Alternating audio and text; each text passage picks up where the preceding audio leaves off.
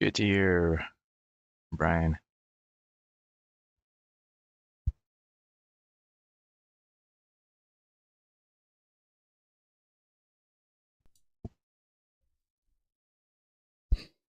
Okay, good afternoon, gents. Hope all is well. How are you doing today? It is the 25th of July. Better day yesterday. It's quite a reasonable trading day. Still a bit tricky to trade, but I had a better day. And the trading day always seems a lot more relaxing when you actually make something, doesn't it? And you don't get any losses. So far, so good. So let's have a look. Roll Daddy, how you doing, bud? Speedy, how you doing, mate? Wood, how you doing, brother? So, as you guys noticed down here, I've got a new affiliate code. I've asked them about half a dozen times. Well, probably 3 or 4 to be precise. And they said they stopped personalising them. But I just kept asking, and I think I finally got through to a guy who was obliging. So, my new affiliate code is UKFT, for UK Future Trader, and then whatever the discount is currently. So, currently it's 80. I've put it down there because probably just it sticks out a little bit more for a few days for anybody who uses it. So it's down there. So it's a bit personalised, so it's probably going to be a bit easy to remember, and it's just nice to have it personalised, isn't it? So there you go. Exponential Trader, how you doing? Bruce Robertson wants to send you a message. Okay, all right, mate. Hope you don't mind me. Yeah.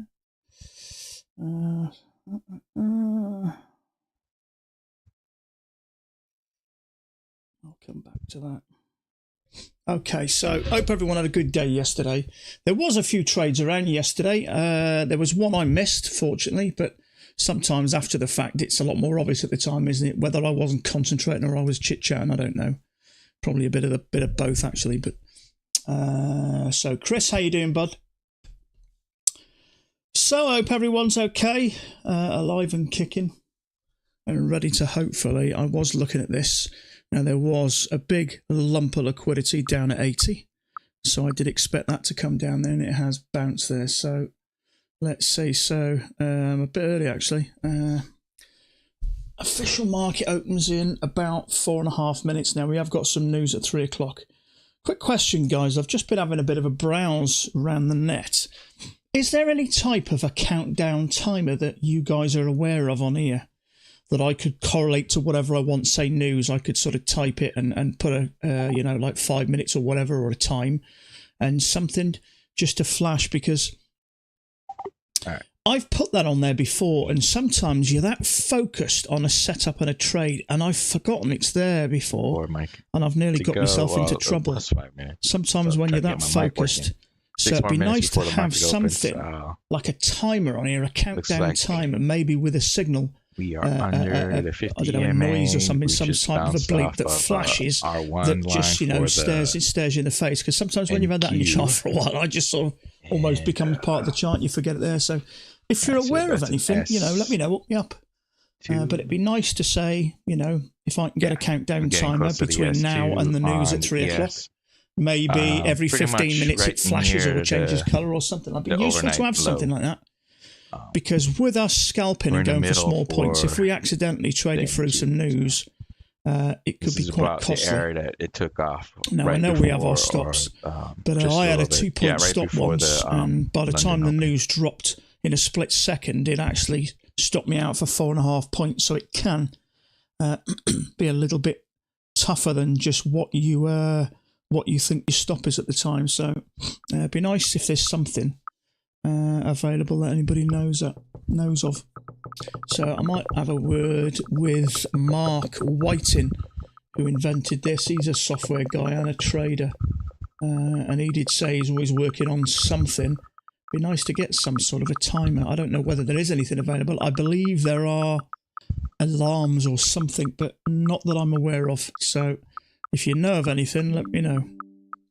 So we've got your bookmap sound in the background. I won't get the hang of that. There we go. There we go. I don't even... Do you know what? I've listened to that sound and it actually makes no sense whatsoever, does it? So it's gone now.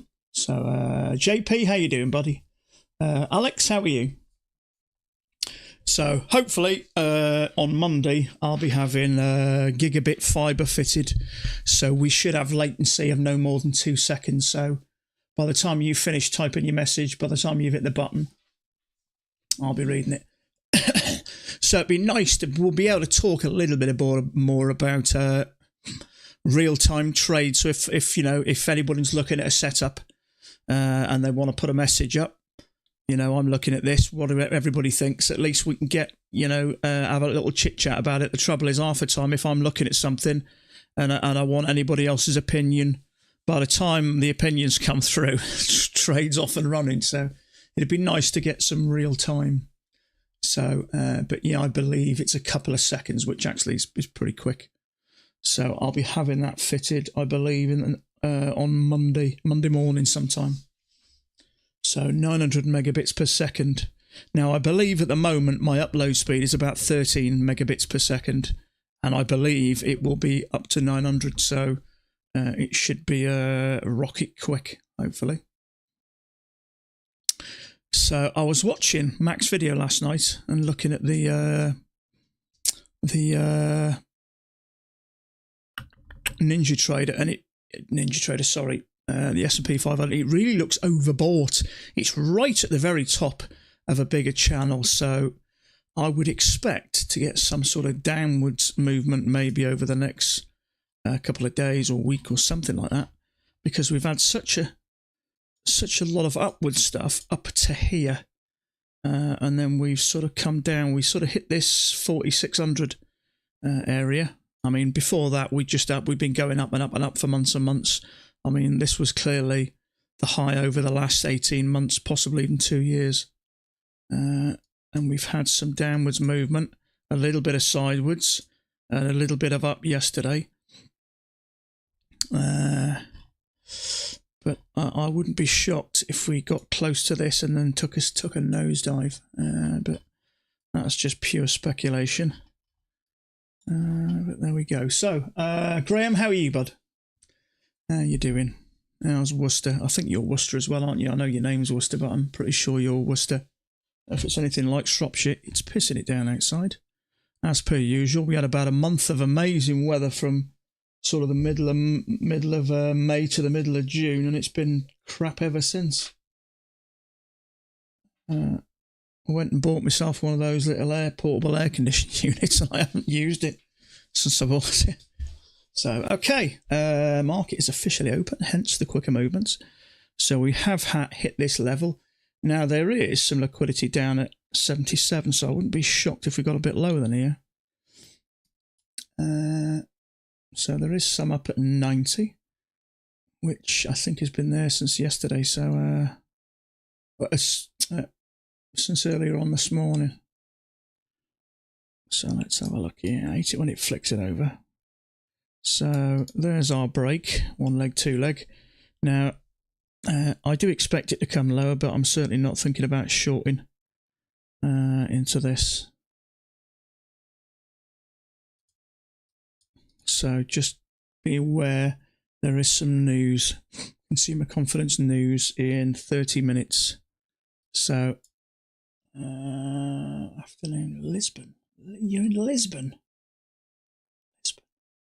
I could have sworn, I know your name's Worcester, I could have sworn we had a conversation about this. I can't remember. I don't know. Perhaps my mind's finally gone. I knew it would at some point. Okay. Channel, one leg, two legs. I do expect to get lower, but I'm not prepared to take a trade into this.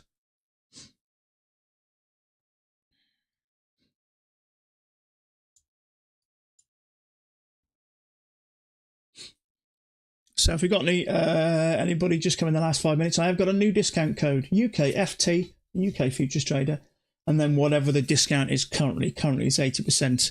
It is down there at the bottom. So I have put it there just in case anybody uses the old one and figures out why it isn't working. But UKFT and then 80, it's a lot easier to remember. So they finally oblige and give me it. 24 and sunny. I don't know what temperature we've got here. It's mild. What is it? 16 degrees and cloudy with rain. Lisbon. Okay, so we've had this channel. Whether you call that a break or not, I don't know. Seems to have a leg in a leg, but you don't really want to be going short into that, even if it is coming down short.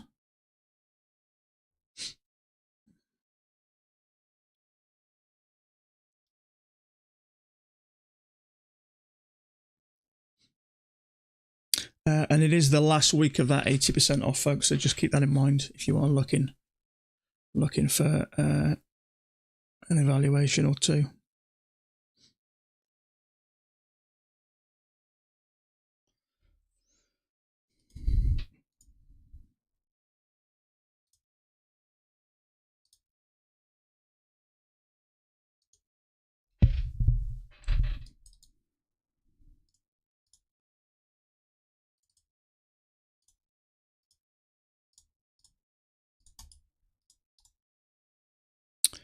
Okay, so leg. Whether this is coming down, I don't know. I'm certainly not getting into it. We've bounced a bunch of times down here. Let me have a look. There is some liquidity just below here, but it's just risky going into that. It's more important, this range, than the channel. That's if we are ranging, which I'd say we probably are.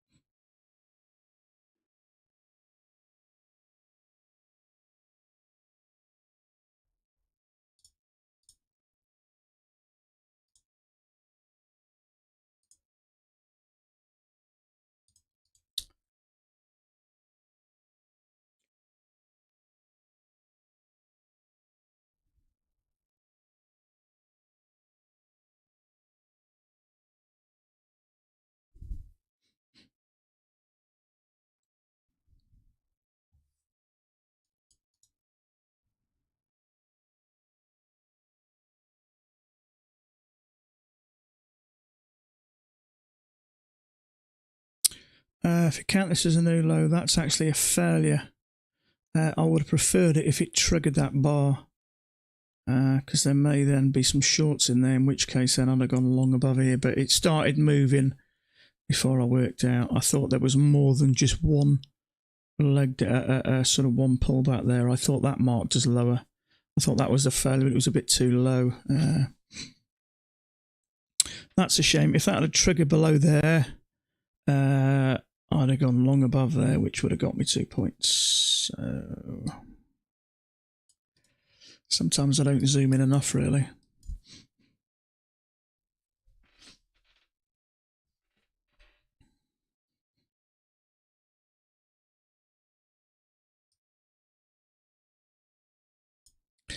Literally, I'm looking in here and looking for trades, and I'm still forgetting that that's there.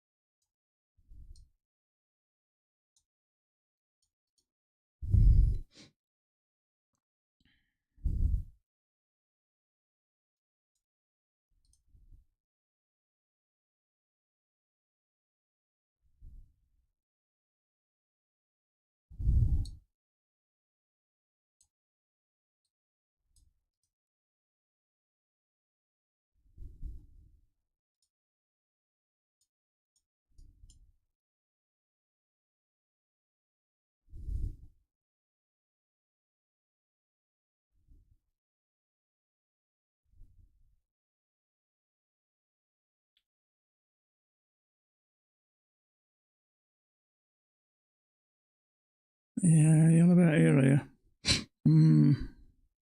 I did look at that. I'll be surprised if it doesn't come down and stop that out. If we get a second entry there, and then I'd say we're probably likely to go higher, but I dare say there'll be some people got in there, but it's just a first entry, really. First entry, second entry. It's a third entry, but it's a first entry from the top, so...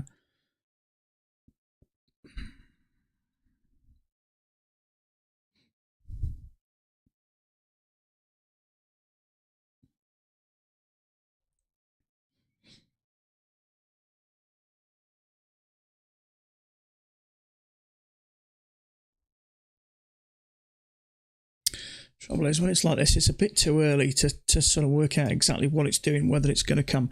You know, there's two small legs there, and I'd say there's probably likely going to be a couple of bigger legs there as well, which would get us up here. Usually when we're doing this, we go down, we bounce off. You expect to get up towards the tops. So that's taking us up to this level here. So whether that's a bit of a breakout and whether the level's here or not, I don't know. That's assuming it is going to turn up. From what I'm seeing here, the EMA's holding price, but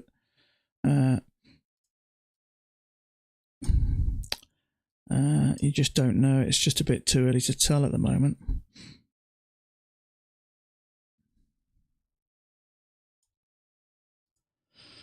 It's a bit messy and a little bit choppy, a little bit unclear. I'd have preferred that to drop below there and push up. But we've got a little bit of congestion here, so it's hard to know what to do here, really. But you can't really get involved here because you don't know whether we're going to have leg up, and then pull back down and maybe into a downtrend. It's just too early. That's the trouble at the moment because there's not as much sort of liquidity going through the markets.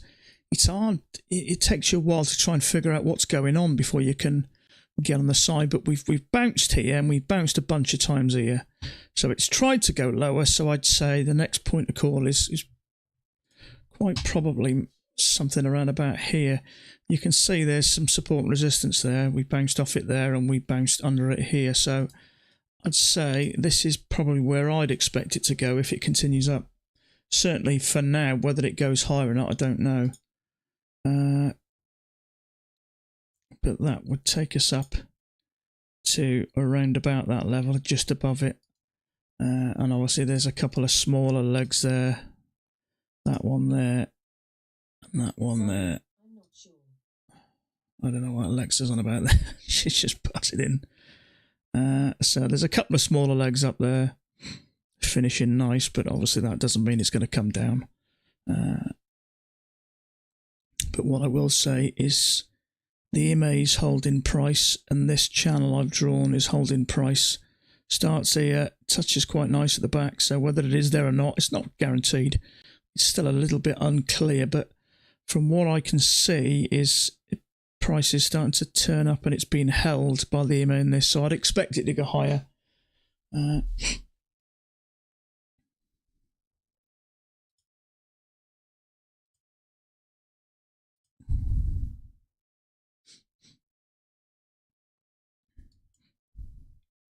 Keeping it in mind that this news event's coming up.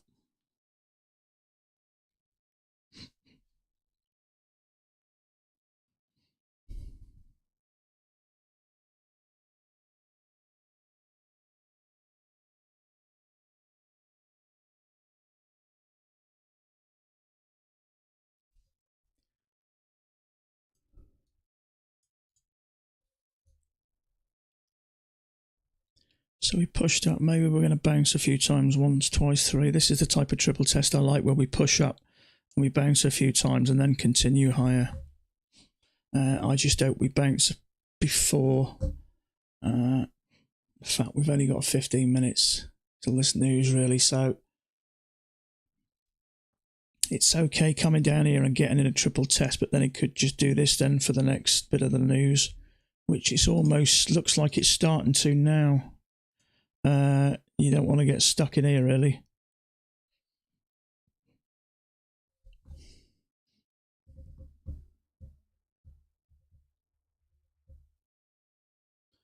Hello all, how you doing, Sam?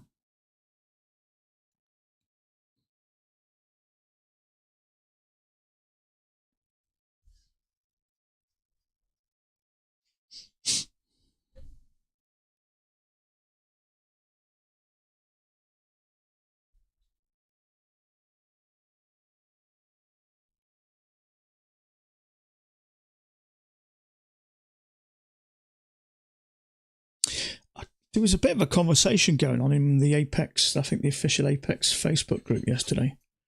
And somebody mentioned, when are we going to get, as in Apex, when are we going to get less time to pass an evaluation? And Daryl Martin asked, what did you have in mind? So I mentioned a week. So whether anything will come of it, they're pretty good at listen Apex. So whether they'll do, it'd be nice to be able to start an evaluation and pass it in a week. Because I know a lot of people, I think the majority of people try and pass them a little bit quicker. But it'd be nice to be able to do it in a week. I think the good thing for us as traders, okay, so there's a higher low there. There may be a bit of a trap there, so I'd say that's going to push up. Trouble is, it's just a bit too far from the EMA from me. And until I got a bigger picture, it could tick above this, come down bearish and pull back into this. I don't think it will, because look, it's worked really nice there. So whether you take that as a higher low, trouble is, it's quite far from the EMA, and it's a fair old chunky bar as well. So it's two and a quarter bar, so tick above, tick below. It's a quarter of a point off 3 points. So if I'm going to take a bar with that much risk, I much prefer it closer to the EMA. But I would say the way it's hugging that line quite nice, it's probably going to continue up, certainly to here.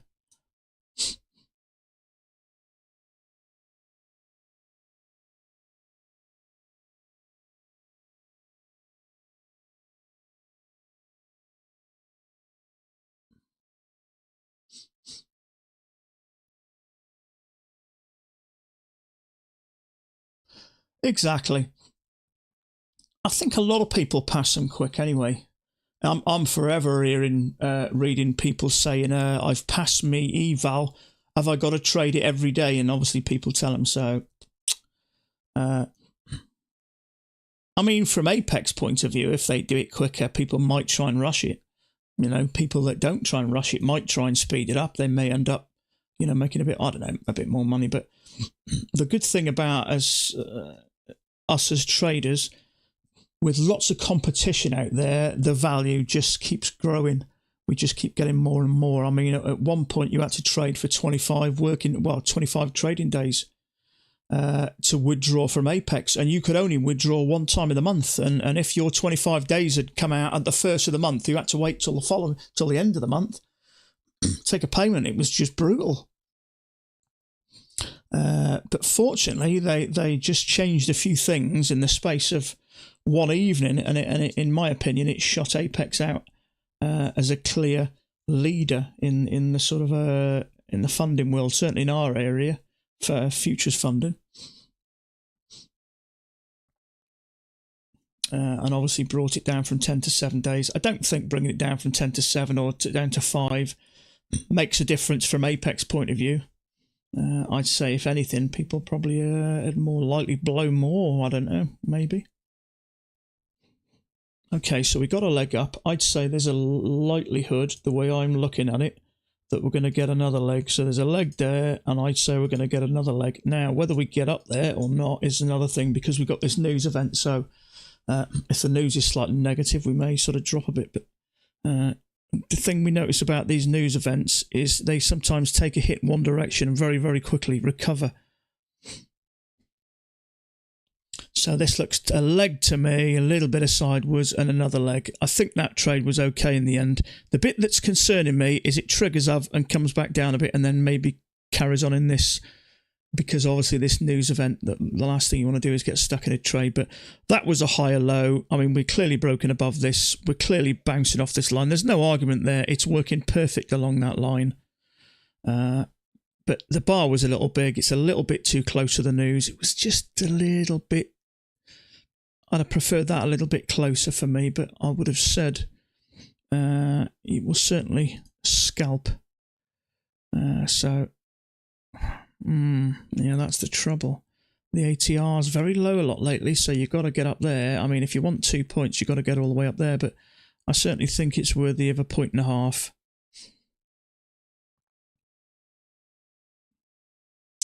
I mean, there is still some liquidity here at 90, which is right where that measured move is. So I'd say I'd expect that to push up. The trouble is with this news event, you don't know if it's going to start going a bit sideways, but consumer confidence at 10, yeah. Or if you're in the UK, 1500 hours. 3 o'clock here in the afternoon.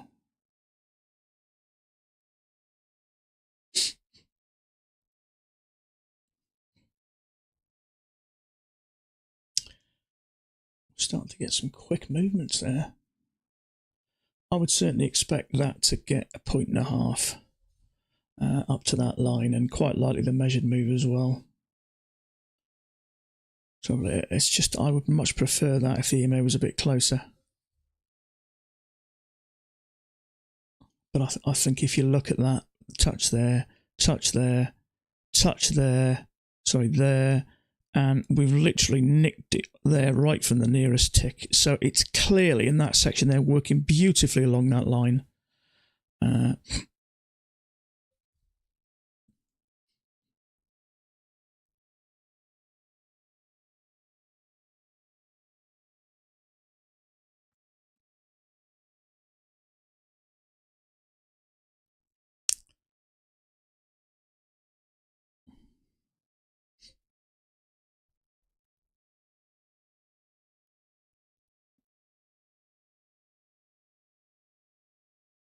What's the impact news? It is consumer confidence.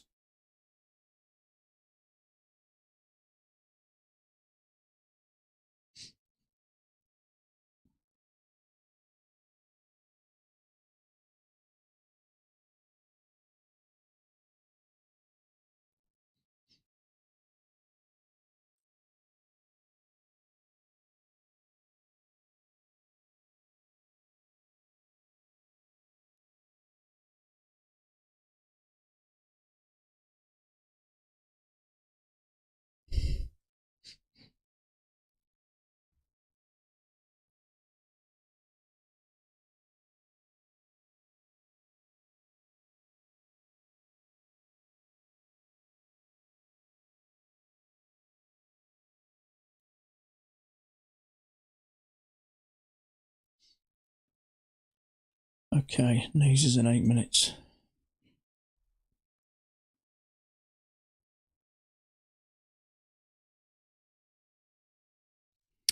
Okay, so the top of that, it seems to be bouncing. Interesting to see if it stops that. See, for me, it's just, although I love where it is, it's just a little bit too far from the EMA for me. And with that news pending, you just don't know whether it's going to start going a bit sideways.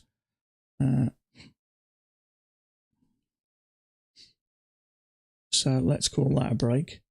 So if you can get a second entry there to go long, that would be ideal. Unfortunately, we got this news.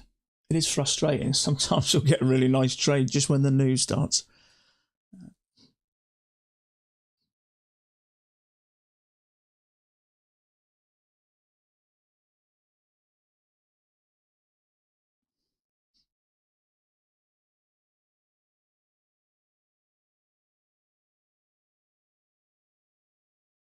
Okay, we got this news in 6.5 minutes, so I'm not getting into a trade. So I am just going to quickly take a few minutes, and I'm going to make myself a quick cup of tea. I'm not getting anything here anyway. It's just too close. It could have continued to do that really, and it may continue to do that. But so I'm just going to take a quick 5 minutes, make a quick cup of tea, and I'll be back before the news starts.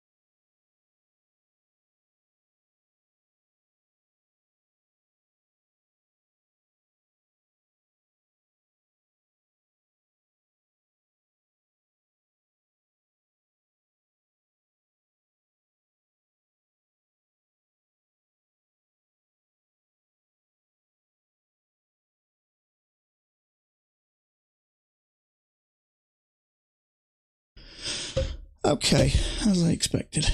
Nice push up, actually. Is the news on yet? Is it? Not yet.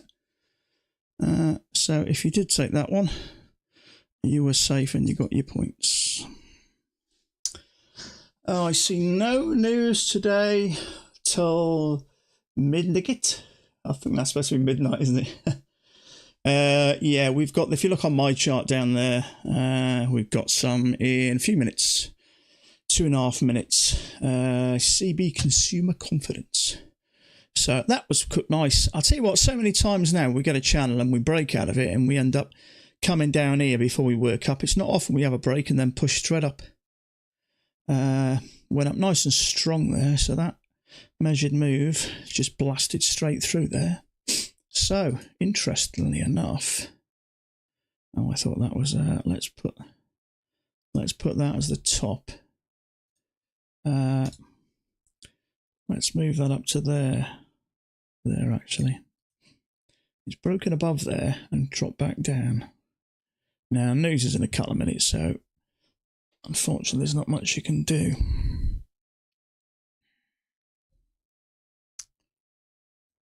But it does seem like we may end up having one of those blooming range days again. Change ATR to ticks. Now showing 5.9 ticks. Yeah, it is low at the moment. It's been low for quite a while. I tend to, I don't know, where do I look? The trouble is, you've got to obviously, the bigger the ATR, generally the bigger the bars, the bigger the risk, the bigger the profit. So it depends. I actually don't mind it. So you're not risking as much. You're not making as much, but the trouble is when you're trying to build your accounts, we're risking about nearly sort of 10% on a trade. So it's quite a chunk. So, yeah, sometimes if it's two and a bit, you make your profits a bit more profit pretty quick. But in fact, I haven't reloaded my historic, so let's do that now. So news, less than a minute. So if you're in the trade now, panic.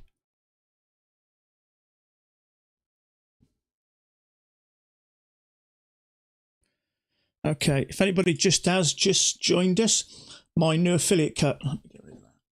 My new affiliate code is changed.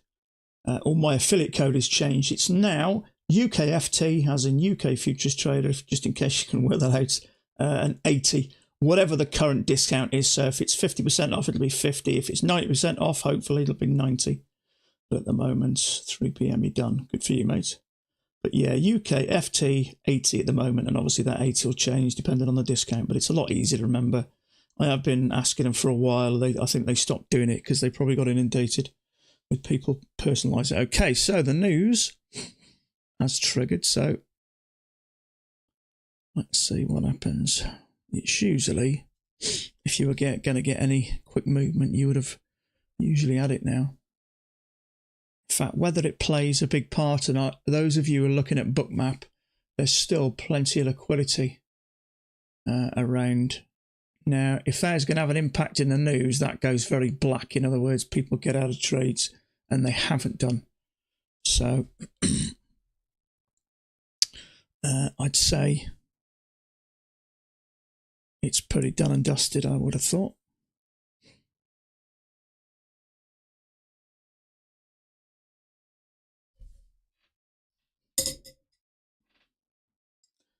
Yes, Alex, another range there. I think you're probably right, mate.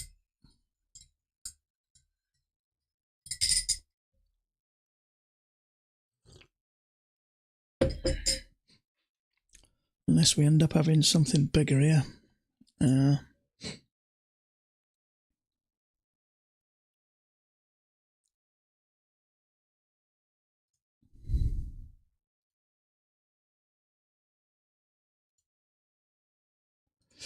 Interesting.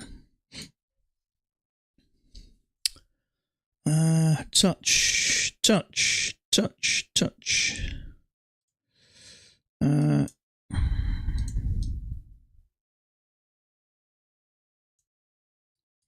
That may be a bigger channel. touches more times than the other one. The reason I drew that is because we had this break and a new high, then we came back and we started going sideways with another upward bit. So still near the highs yesterday. So I mean, it is possible that we may have a bigger channel. Now, what we obviously need to keep in mind is when we get to this area, it may turn like a range. So if you're thinking, yeah, great channel, let's push up here. Obviously, we've hit this area for whatever reason, quite likely because of yesterday's high. We've hit it again and turned down again, so it's possible it may do the same. So just be careful if you're looking for a higher low in this channel.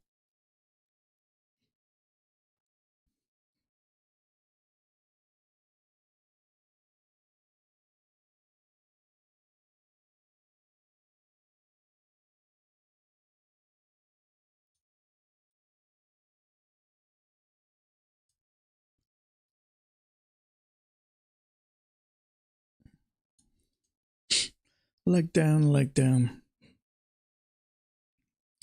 Just bear it in mind. If you're looking for longs there, I'm not saying they're not going to work, but you have to keep in mind that when it got up to this height before, it dropped. Now there's liquidity at 90 again. And that is the highest lump I can see, which tells me I don't think I want to be going long here. Or maybe it might just push through that. I don't know. I'm a bit on the fence here. Second end short fell, second entry long, yeah. See, it could push up and higher than this because we do seem to be working in here, but it might not. Leg, leg. Let's see if we get 2 legs down. In all fairness, it's come up here twice. It's hit similar sort of an area, so that might be, if we are ranging, which we certainly look like at the moment, that might be where the area where people are looking to go short. Just get rid of that at the moment. It's a bit in the way. So if there is a bullish bar here, I think you've got to wait for it to trigger and then trap if it's going to trap, and then maybe take the failure going up if you're going to go long. So I don't tend to jump straight into these. I wait and see if they get trapped. If it doesn't trap and it continues to work higher, then I'll tend to maybe take the higher low.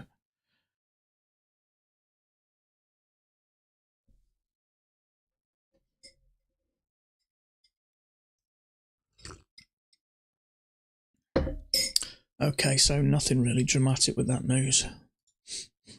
So let's get rid of it.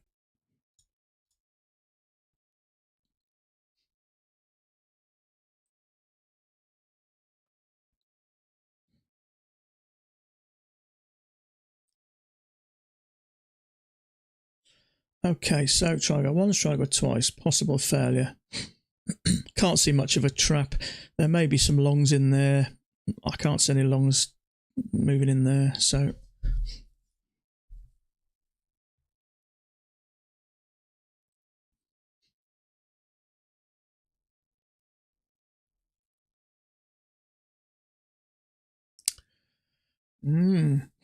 so there is a failure there below the EMA.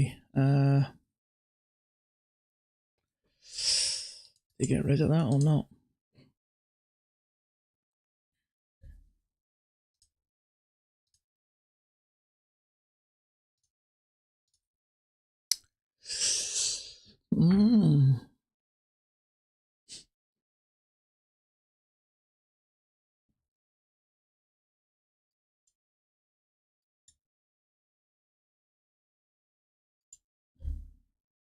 Order submitted. Oh, what happened there? What the hell happened there? Order Not sure canceled. what happened there. Order submitted. Sort of kicked me out, didn't it?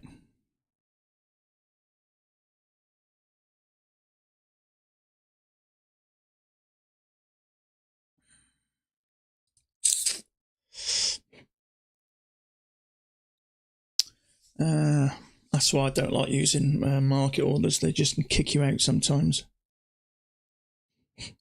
Order cancelled.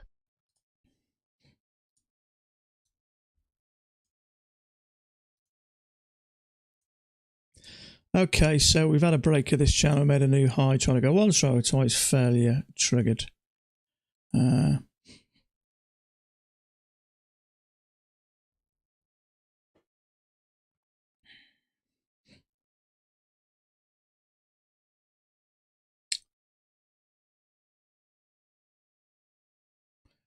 far did that move?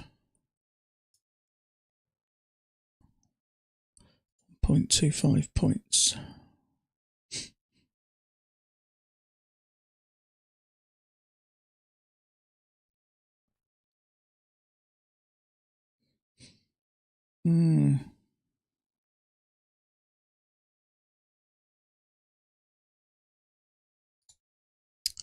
Order submitted.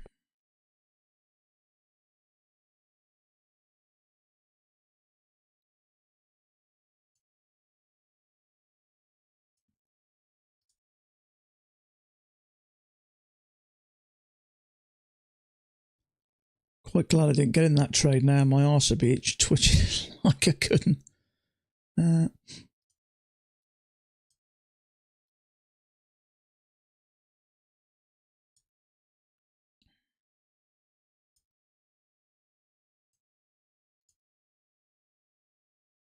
Just wondering if there's going to be some longs trapped there, so maybe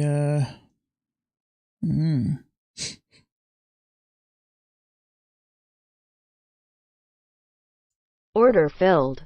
Okay, so I got in this bar on a limit order, so I'm hoping there's going to be some longs trapped there. So 7. It's a shorter risk. Normally it would be down here. It went a point and a quarter, so it went a point maximum. So hopefully if it gets below this, what do I do? Okay, let's just scalp for a point. It's quite low at the moment. I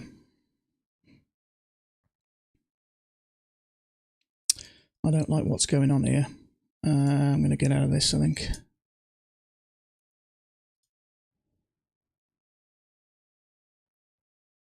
Come back, come back.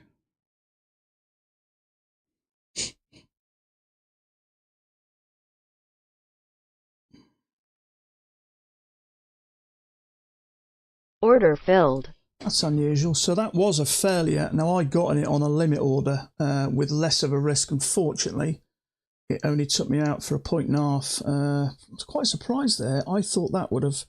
We've had that break. We've had a new high. Trying to go once, trying to go twice. Failure. The trouble is, I think it pushed up and then it pushed down. It didn't come down and then up. And I think there was the problem.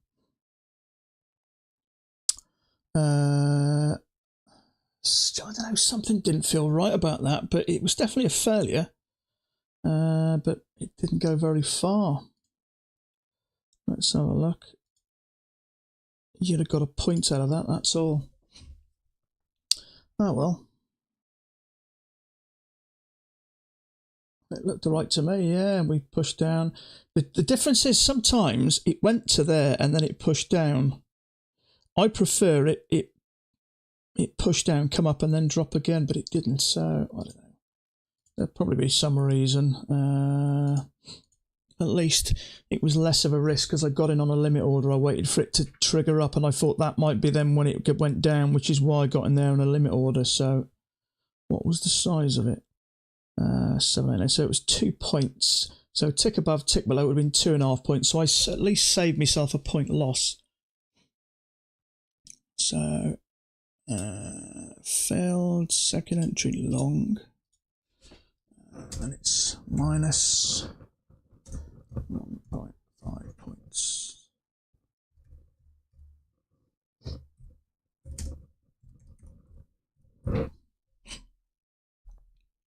Okay, moving on. Thought it bought. No, I sold. Tried to go once, tried to go twice. It was a failure below the EMA. After a break and a new high, we bounced off same sort of place. Well.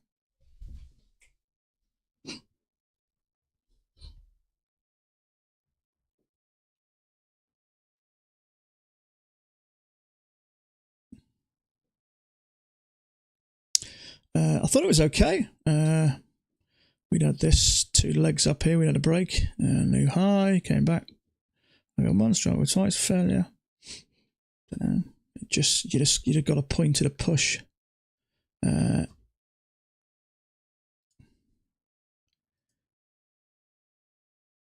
you'd have got a point, no more out of that. Oh.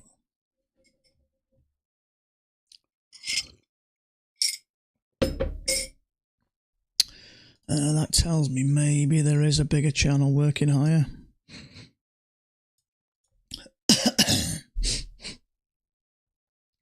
You've got to be careful of this.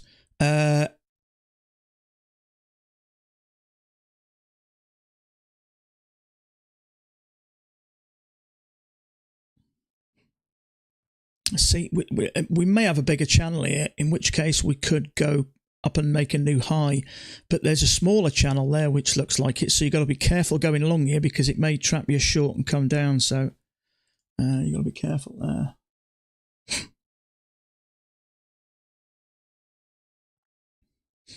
I thought that was okay. Seemed to be in a channel. I don't know, well, it is what it is.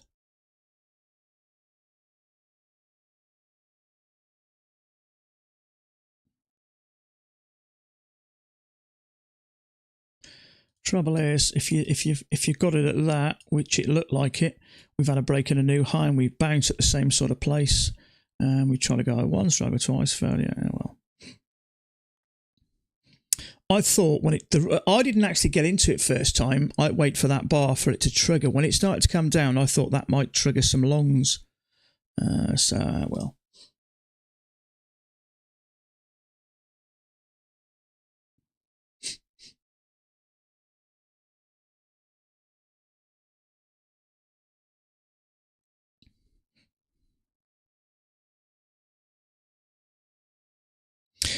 Yeah, you say triple test. I don't class that as a triple test because we're just working up here. I wait for it to come back once, come back twice. It's twice, that is. That's not a triple test. That's just moving up.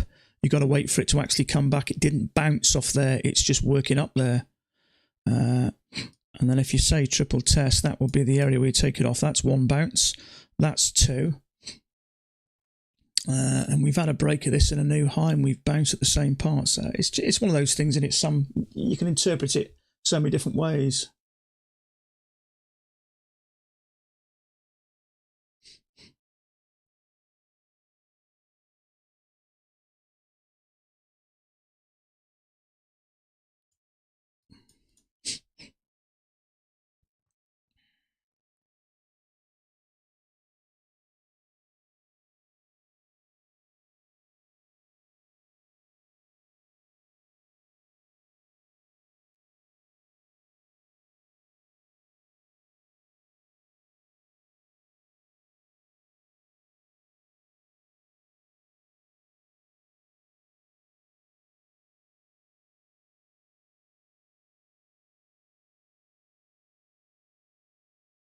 Yeah, you can't class that as a test because it's just moving up.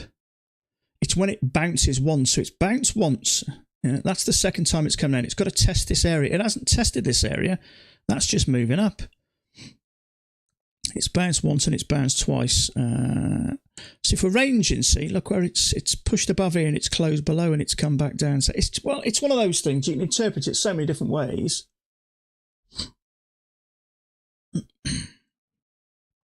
For me, it's tested this line once and twice, and it hasn't really tested it very much there, is it? But, oh well, you'd have got a point out of that scalp, but no more.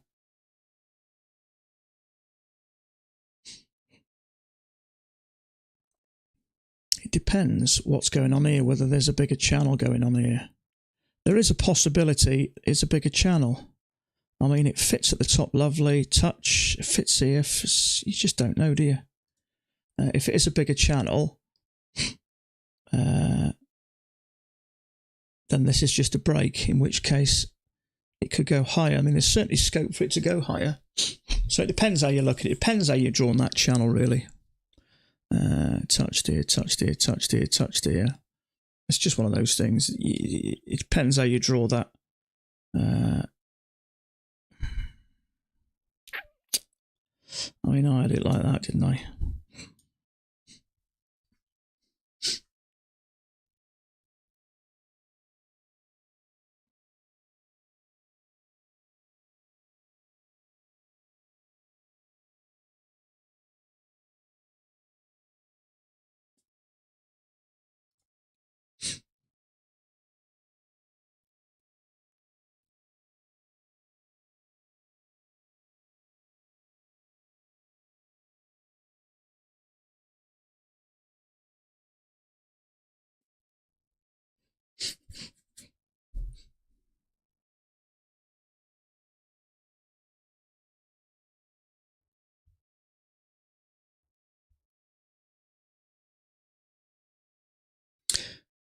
See, when it came back and triggered above there, then it's sort of, let's have a look. I had it like that then. Touch, touch, touch, touch, fitting nice at the back. I thought just a pull back, and I thought it was going to trigger it. When it started to move down, that's when I came in there and thought it's going to come down. But it's one of the things that happens.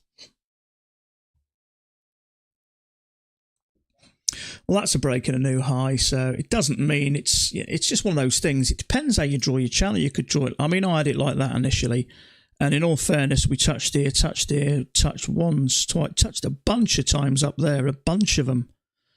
But it could be one leg, two leg, and we've had a break and a new high. So I don't know. It's definitely a failure. Unfortunately, there's no, it's always nicer to take a failure when bulls are getting trapped. So what do you do there? Take the high or low? Take the lower high? I think it's probably safe to say it's going a bit sideways here at the moment. I mean, normally a lower high, nice big bearish bar like that. Trouble is we've had this channel, we've had a break. Did you go short? You got to be so careful. This might be the triple test coming down here.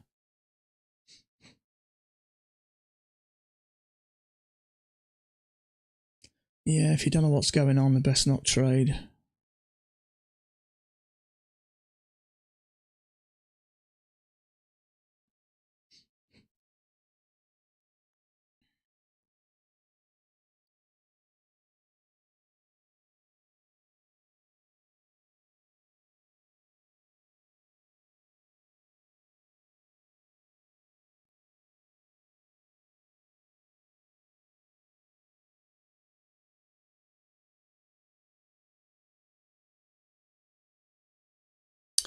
If you drew the measured move down after the overnight highs, you may have avoided that. Made a perfect measured leg and bounced. Who cares about that though? So the measured move from the overnight highs, measured move down here. I'm not sure what you mean, measured move. So what, from the overnight highs, you're classing this as the overnight highs, I suppose you are, aren't you? You're about there or there. I mean, if you drew it there, you may expect to get down again. That doesn't make sense. Or if you drew it from there to there. Not sure what you mean there from the overnight. I mean, that would be your overnight highs. Overnight highs. So even if you got from here to here, how would that stop you taking the trade because you think you'd have another leg down? Oh, I don't know.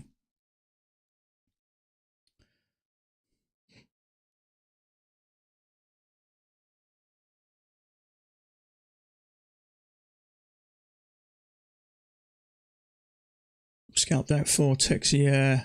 See, I go for a little bit more than that. If you took it there, yeah, you get your 4 ticks. Well, I mean, it depends how you draw that, doesn't it? We had a break in a new high. Then that's played out now, and look, it's pushed above it, come down bearish. So you probably expect to come down, and it did look like it was working down here, and it was a failure. It's just one of those things. Sometimes it doesn't work. It may have bounced down here and pushed up, and we may get some sideways. It's one of those things. Sometimes they work, sometimes they don't. And obviously, if I'd have scalped for a point, it would have worked. But I tend to go for a bit more. So the odd one you are going to lose. It's just one of those things.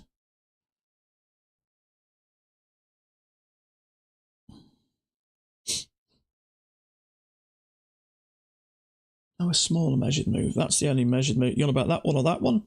Or that one and that one? I'm not sure what you mean, bud. Smaller measured moves?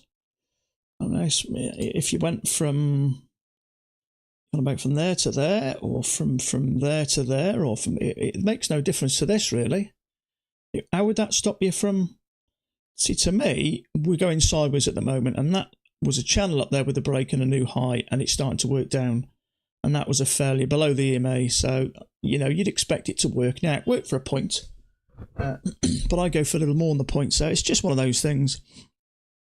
There's so many different opinions about whether it, you know, Mac might mark it. He might mark it, and it went for a tick. Sorry, for 4 ticks it works, so he may mark it. It's just one of those things. Who knows?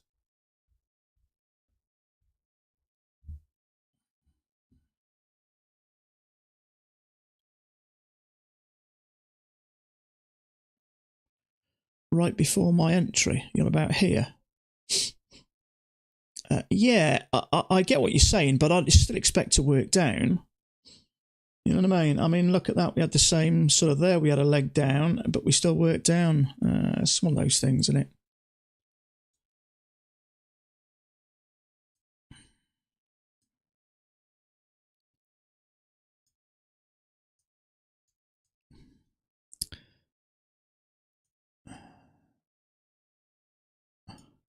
Yeah, it's a tick off. The trouble is, in a downtrend, it's just one of those things. I mean, look here.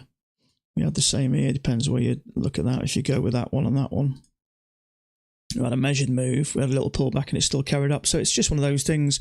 We had a measured move, little pullback, like that one. I still expected it to come down. And that's the reason I got into it, because I saw this bullish bar then. It triggered above and started to come down. So we had one leg there and a bit of a pullback. And then we carried on higher. So it's this just so many different scenarios why things don't work. Sometimes they just don't work. Sometimes markets just decides to go sideways. It's one of those things.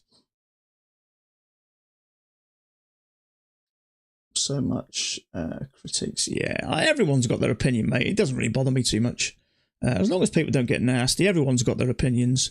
I probably should look at them less, but yeah, I don't mind people chatting about stuff after a trade, but what I tend to do now is when I'm in a trade, I tend to not look at them, because occasionally the odd person in the past has gone, no, why are you doing that one? And sometimes I'll get out of it and they'll work. So it's one of those things. I don't mind. It doesn't bother me.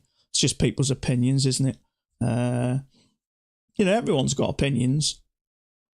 That some people might be more experienced, other people. You know, I've posted a chart on the Facebook group before, and I've had a guy saying, well, I've been trading now for 3 months and I think it's this. So you get all sorts of different opinions. Some people, you know, are more experienced and they might be right. Other people, they might think they're right and they're not. But it's one of those things. We're all at different levels and everyone's got, you know, ideas and opinions. But no, it doesn't bother me. It's just conversation, isn't it? You know, I don't mind if I mean, the trade looked okay to me. Why didn't it work? It's one of those things. Perhaps we are going a bit higher than this, or perhaps there's another one. It could be a bigger channel. So let's have a look. If you look at that, we touched here, could be a slightly bigger channel.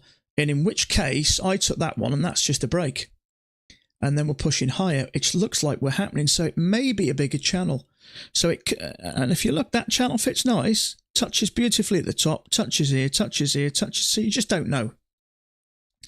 It could be, I'd say, for me, that works nice in there.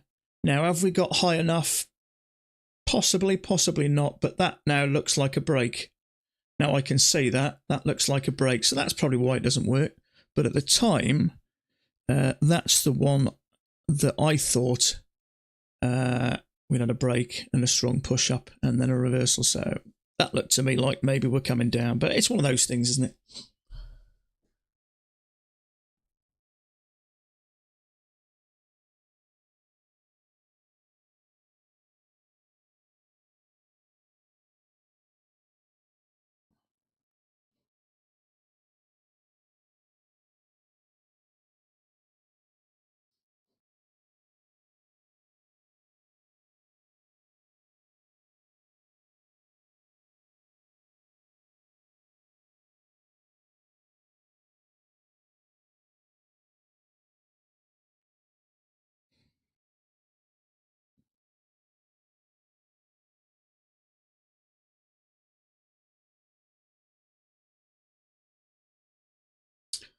Lance, let me ask you a question. Do you think trades you take just don't work for you or everyone?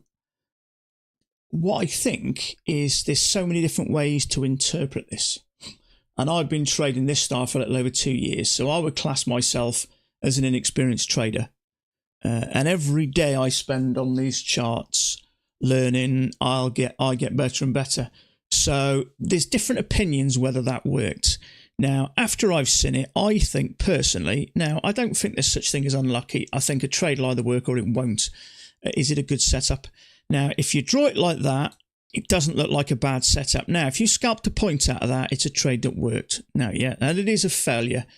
That's if you have it like that. But I think personally, you've got to look at it and weigh up what you think it might be. And if I'm never sure about a trade, I will post it in the Facebook group and I'll get some opinions from traders who I know are experienced. Now, if you're looking at that chart, you would say leg out, that's a break, and then it'll start to push up. So then you wouldn't take that.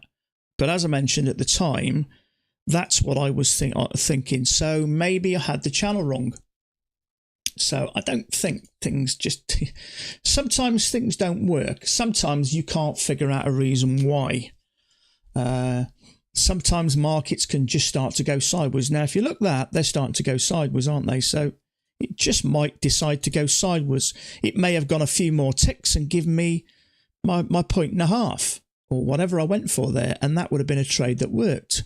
So it's just one of those things. Now, if you look along there, there is some support, isn't there? There's some support there.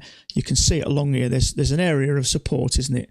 And it's that. It's the open, I'd say. So it bounced off that open. So maybe that is where people are thinking of going along. So there's so many different ways of interpreting the markets. And like Max says, this takes years to master.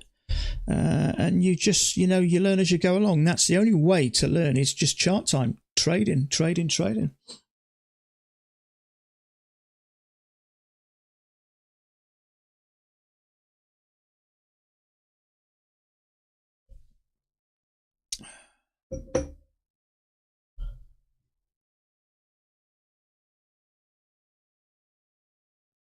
Right, there's a break and a new high already, yeah? So I'll be thinking about, mate, I've had enough of the conversation about why it doesn't work or whatever it doesn't work. I'll post my trades later and I'll get some feedback anyway. So I need to focus on what I'm doing. It's just one of those things. Sometimes you get it right, sometimes you don't, but we all learn. So whether you think it's a bigger channel or not, but it is what it is. It didn't work. If I'd have taken a point, I'd have got a point and I'd have moved on about it. So it's just one of those things, it's all about learning. You keep practicing, you keep doing it, you keep learning, hopefully you keep getting better.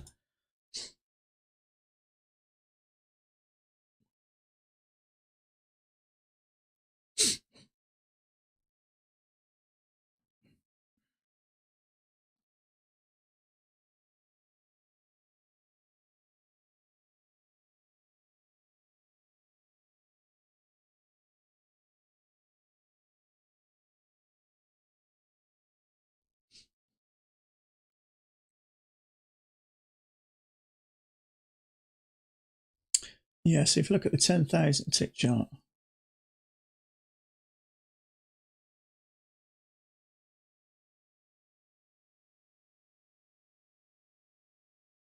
Now, I didn't say it was unlucky. It's just sometimes you read it wrong. It's just one of those things. Yeah, maybe it's not a good failure, but it's, when I lose these, it makes me next time around have a look. And if something doesn't feel right, then I'll just leave it alone. I didn't enter it initially because something didn't feel right. But then when we came up and we triggered above it and it started to come down, I thought, okay, it's now bouncing off this line. So it looked like we pulled down, had a pull back, pull down, had a pull back, pull down. Yeah, it's not easy. It's not easy. But, it's... I actually think it's more beneficial to me because it stopped me revenge trading. Now, I have revenge traded about twice in the last 7 months, but I was doing it all the time. So the fact that people are watching, it stopped me doing stupid things. Now, do I make mistakes and do I read the market wrong from time to time? Absolutely. because I'm generally inexperienced. I've been doing this, you know, I've been trading for a little over 2.5 years total. But I know what you're saying. Yes, a failure would have been nicer if there had been a second entry long here, which triggered. If that had been a nice big bearish bar, second entry long, then there'd have been traders going long. So that would have been the better failure. But I need to concentrate on what I'm doing now. I think we've had enough of the... Well, I think we get it. I didn't read it right, whether it was this channel or the bigger channel, but... Okay, so let's have a look. Down there, a bit of an overshoot. It's clearly bouncing off there. So there is a higher low there.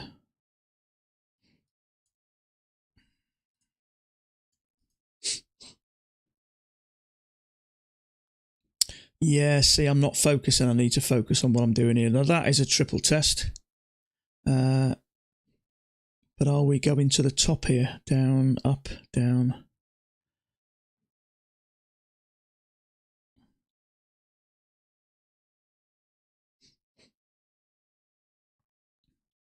Little channel there with an overshoot. You'd expect a reversal. Order filled. What happened there? Christ almighty, something moved really quick. Oh my good God, what happened there?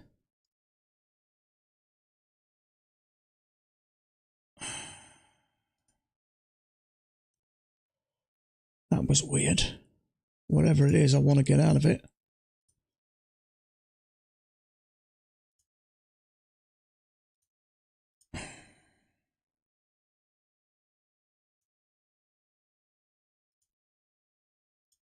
Oh my Christ, I just went out of this trade. Oh my grief. What the hell happened there? I went in there on the higher low and it triggered me and dropped down like a stone. I still mighty. I got out of that for -2 ticks.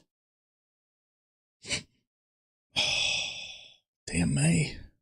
I didn't know whether that was going to push up and take out that stop. Okay, let me just focus on. I see that's the trouble. If there's too much talking, I'm not focusing on what I'm doing. Let me just get rid of that at the moment. Let me think. Let's have a look. Okay. So that's a triple test for me, yeah. Now, if you don't want to take that, maybe take the higher low, which I did. And as I hit the higher low, it shot down quickly. Now, I got out for it for -2 ticks because sometimes when it shoots down like that, it can indicate there's a lot of sellers including that.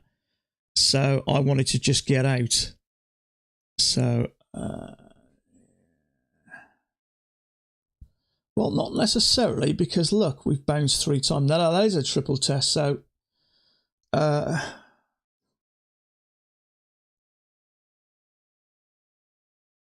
that's what I mean. Once, twice, 3. So you'd expect that to push up from there. I'm not necessarily thinking going lower at the moment because we're clearly 1, 2. We've hit that 3 times. We've hit this 3 times. For me, we're going up. The bit that put me off that trade is the fact that the second I got into it, it went wham. And I got out for it for -2 ticks. I just don't like the way it dropped.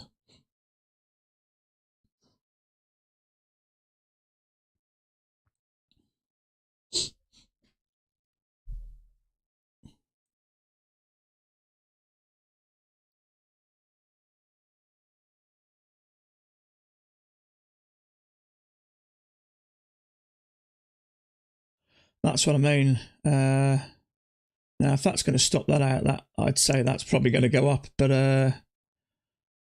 now, if I'd have had the confidence, I may have just held on to that because I thought if it goes up and triggers that out, you said you trade 2 years. How did I say? Yeah, a little over 2 years. This style started early June a couple of years ago. But I did 6 months of what's it. So it's not a long time, 2 years to do this. It's not a long time at all. Yeah, we had a little overshoot there, so I'd expect that to and once-wise, that is a triple test to push up. And there was a higher low there, so I thought that might be the better option. And the second I got in, it dropped. But there you go. I'm quite glad I got out of the trade because that would have stopped me out. But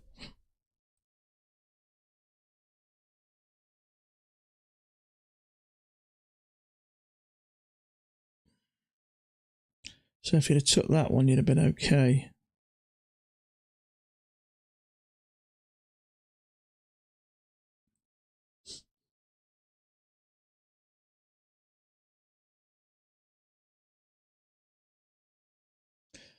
Bias is not necessarily down at the moment because look at this. We work in different areas. We've gone to the top once. We've come there. We've gone so high. Now we're clearly working here.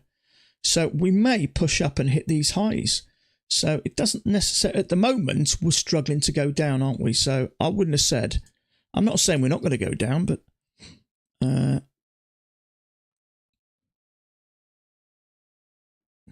we've bounced off here 3 times. So I'd expect likely to work to these tops.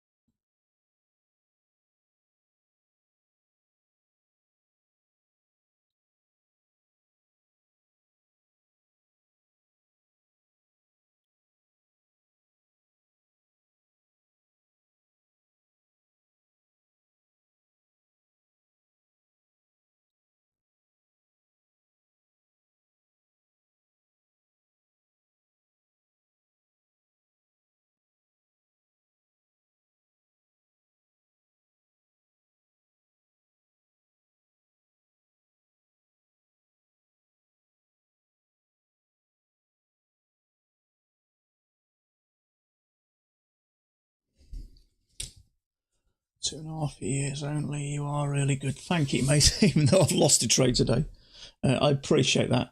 It's nice to get a compliment. I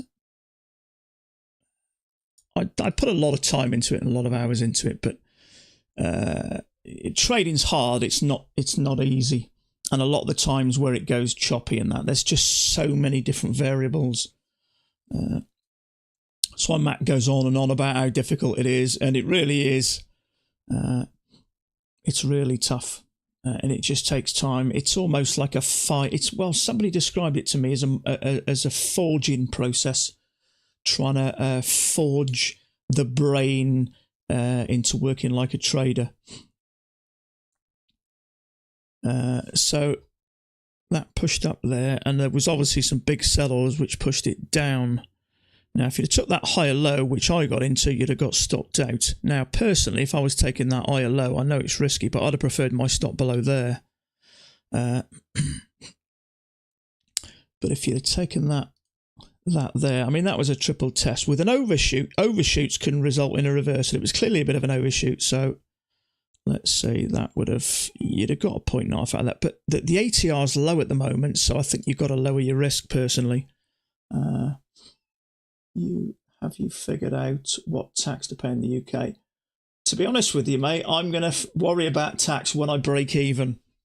And I've had, let me think, 4, 5, 6, 7, 8. I've had $8,000 of payments from a... Sorry, mate, excuse me a second.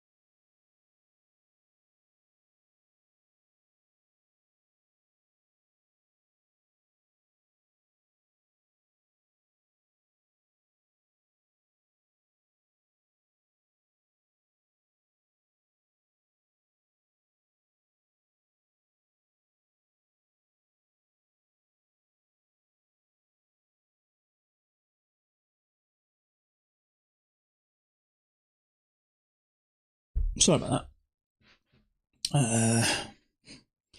What was Thomas paying tax? No, I've had 8,000 in payments so far this year off Apex, and I would say I've got 5p accounts. I'll probably be having another 2 payments next month. That's another $4,000.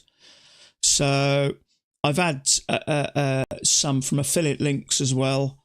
So I would say another 3 or 4 months, and I will have broke even. As far as I'm concerned, I've made it as a trader when I broke even, because it's cost me 18 grand all in all. So when I get it all back, I'm obviously doing something right to get it back. So I'll tend to look at the tax then. I've worked out roughly, what I paid in evaluations and failed evaluations and all that sort of stuff. So when I think I'm getting there, because obviously, all these are overheads. Every time you lose something or fail something and it costs you money, it's an overhead. So now this, to me, that looks like a triple test. Although it is congested. I kind of like it, but it's congested. Now, do I take it or not?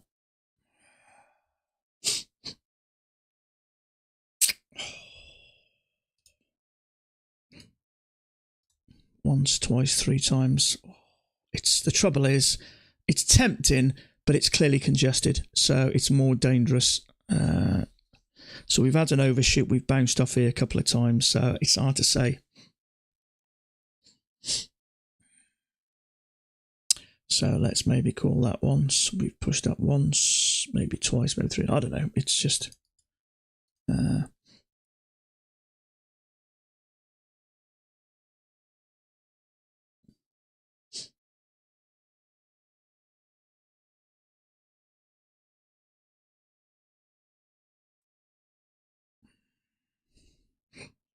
I expect to get to the top here because it's obviously working below this area here.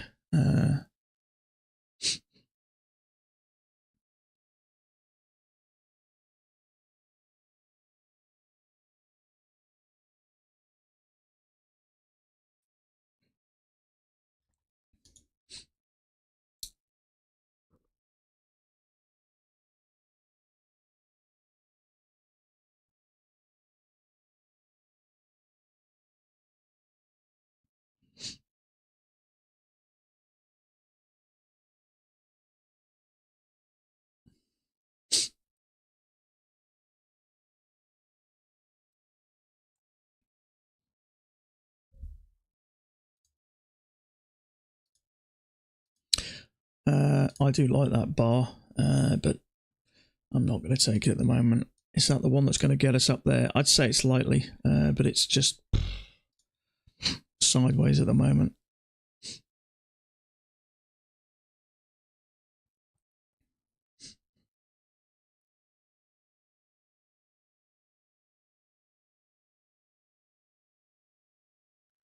Failed second entry short.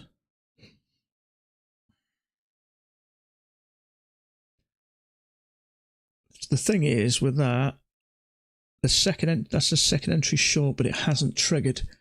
So they're the type of failures I like to get in when we're trapping some shorts. There's our first entry. There's our second entry. So it is a second entry short. It did look like it was struggling to get above there. I'd have preferred that if it had triggered.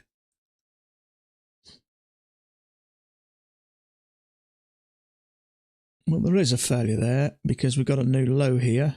Try to go low once, try to go low twice. That's a failure. Now, once it triggers above, it's a failure.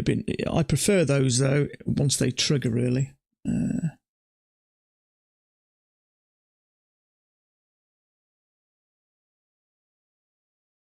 Yeah, JJJ and DBK were just going on and on and on and on, and just some negative stuff. And if I get lots of negative stuff, it just does me head in. It's hard enough as it is without getting constantly negative stuff. So I just took them off the comments. That's all. Because it plays on your mind after a while, and it's not good for anybody.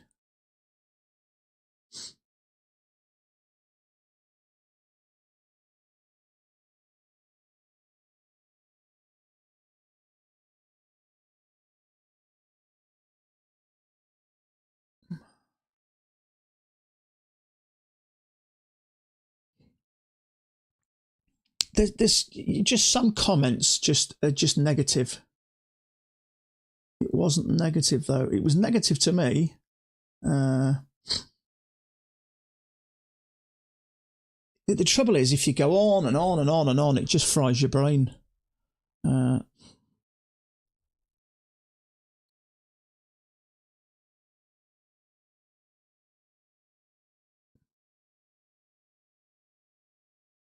Just in the trades, you're going for 2 points. Yeah.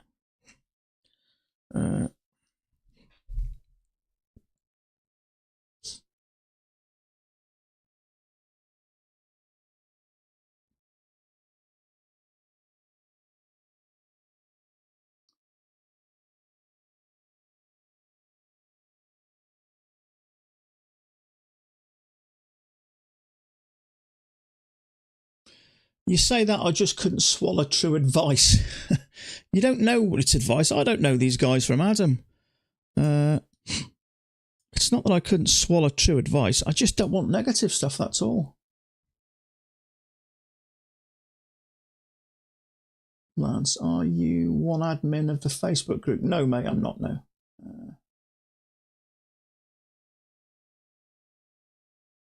See, that's negative. You just couldn't swallow true advice. It's I've not done this. I don't want people to be bitchy or anything like that. And if they are, I'll just stop comments because no one wants negative stuff. Look, we all want to get on. We all want to learn and move on, yeah? But just negative and that, it just does me head in. I don't want it.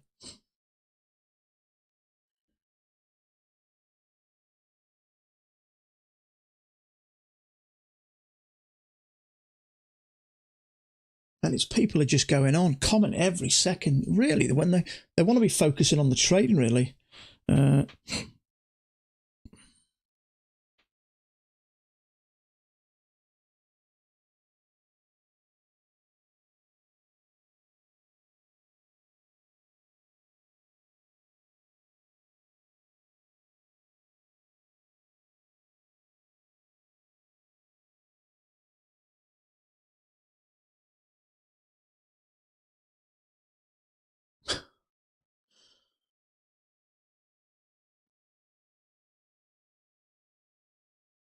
Because my ego wouldn't allow it. See, that's the negative stuff I don't want.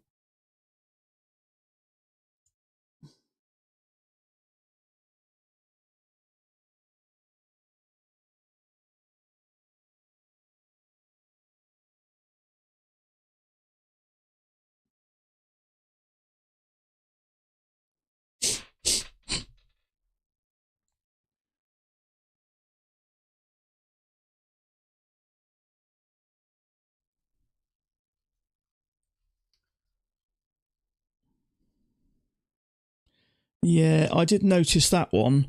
I'd have preferred for that to trigger short.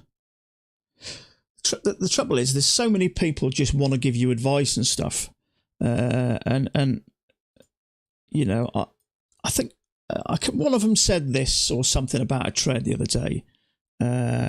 I can't remember what it was. Someone said something about, oh, I wouldn't do that or whatever, and the trade worked really nice, and I got out of it. So I don't know. There's a way of commenting, and there's a way that they're commenting every 2 minutes, comment after comment after comment, and it's just we're not here to chit chat all day long. Really, we've got to sort of spend a bit of time focusing on what we're doing, and sometimes there's too much comments, and it's not that I've got anything against anybody personally.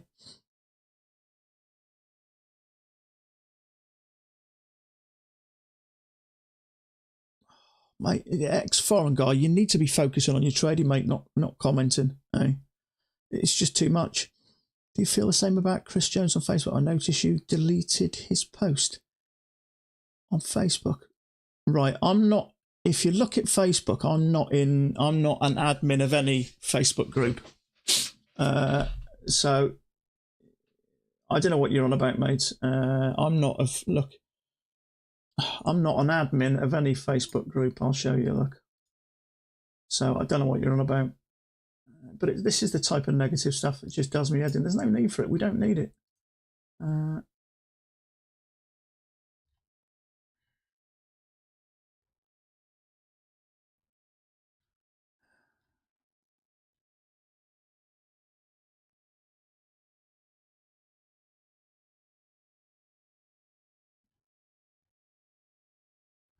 Right, there's my last comment. Top contributor, that's it. Nothing more. Another guy top contributor. Daniel's a moderator, Marco's admin. I'm just a commenter, that's all. So I haven't.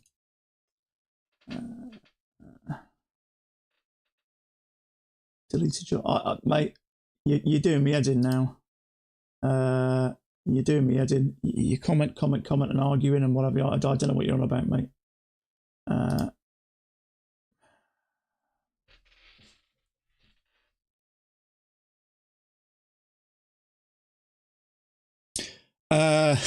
Daniel, no, not an Apex, mate.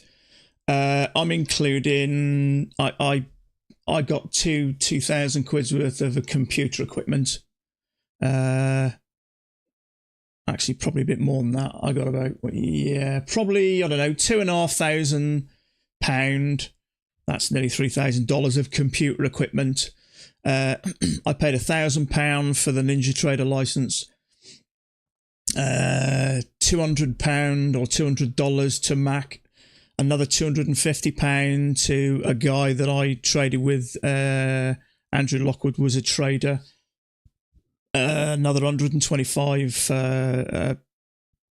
Just a bunch of stuff, mate. Just everything, really. And £3,000 of my own money that I lost when I first started. But total, I would say somewhere in the region of about $17,000, something like that. But there's lots of things to pay out. £300 odd for another graphics card to do this. That's another thing I haven't added. So lots of stuff, but good movie. Yeah. The trouble is, ex-foreigner, and there's a few people, there's only a couple of people which comment after comment after comment and argue with you and just, it's not this, it's not that. It's annoying. I'm not focusing on what I'm doing and concentrate. That's one of the downsides of streaming, but it's few and far between. Not many people do, but some people just don't shut up and they just bloody go on and on and on. I've got nothing against them personally. Well, I have actually. It was about to say that's a ridiculous number. No, it's not Apex, mate. No. 3, 4, 5, 6, 7. I would say probably some in the region of $8,000 to $9,000 dollars wise would be computer equipment. The £3,000 I lost of my own money. You know what it's like, mate. Computer equipment, graphics card, all the bits and pieces. The NinjaTrader license. Christ, whatever else. There are probably some other things. No. Daniel, while you're here, mate, what did you think of that one? You're a trader I know and a trader I trust. It was a failure to me. I'd have preferred it if there was a bullish bar there trapped. What are your thoughts on that? It did make a point. But it's just when people are constantly in the comments saying, it's not this, it's not that, it's not this, it's not that, and, it's not a failure. Well, it is a failure. It might not be the best failure, but sometimes the comments just overshadow everything. Hello, Sam. How are you, mate? How are you doing, bud? So, what did you get? Graphics card. I bought, in fact, graphics cards have really come down lately, and I think that's probably to do with electric prices going up, and it's not worth mining for a lot of people. I looked into mining; it's just not worth it. So I bought a Nvidia 2060. Nvidia 2060 can run this off a motherboard, integrate graphics. What I found is when I started streaming, it was just going slow. It just wouldn't work. So I had to upgrade my graphics card. I had a very basic one, mate, and the reason I bought it, I didn't think graphics card was important. The reason I bought it was just because it had 4 HDMI ports on the back. It was a cheap one. What's the Nvidia? Is it the RTX? Nvidia RTX? I need it for gaming. In fact, they're really cheap at the moment, bud. Graphics cards, because less people are using them for mine. Daniel, I had it drawn tighter with a break. Let me read that again. I had it drawn tighter with a break and a new low. There's also high impact news around the time. Yeah, there was actually. I mean, it didn't look a terrible trade, did it? Whether you've had this, we had to break a new high. We seem to have bounced off this area. It didn't look like a terrible. It's one of those things. Sometimes they can just work, but I don't think the trade looked terrible.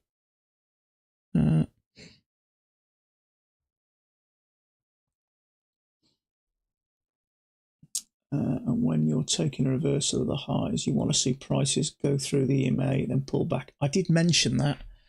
It's just gone sideways and dropped, isn't it?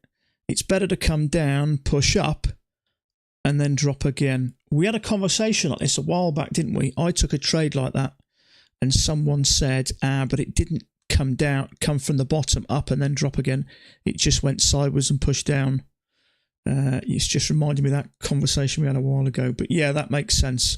If it would have come down here and then pushed up and then dropped, that would have been the better option. So yeah, I don't mind failing these as long as I learn from it. And that's the most sensible comment I've had on this. To be fair, well, there's a guy I've just stopped that was just sprouting about. It wasn't this, it wasn't that. I don't mean everybody, but it makes perfect sense. That does. It's much better to push below the EMA than come up, hit this high, and then drop down.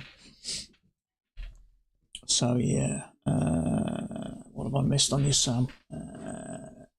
GFX. I'm not sure. Will help with streaming for sure. Yeah, I think it's is it the 20 RTX? I think it's an NVIDIA RTX 2060.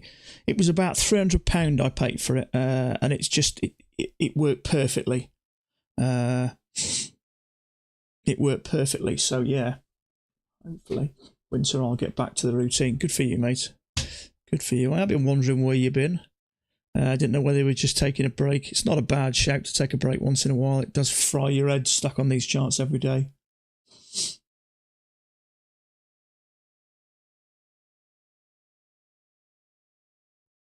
And I think Daniel scalped 6 ticks, I believe, and he goes for a runner. But several of the losses from you getting out on runners and breaking high, stupid losses from pressing the sell button at the top. Well, I'm close.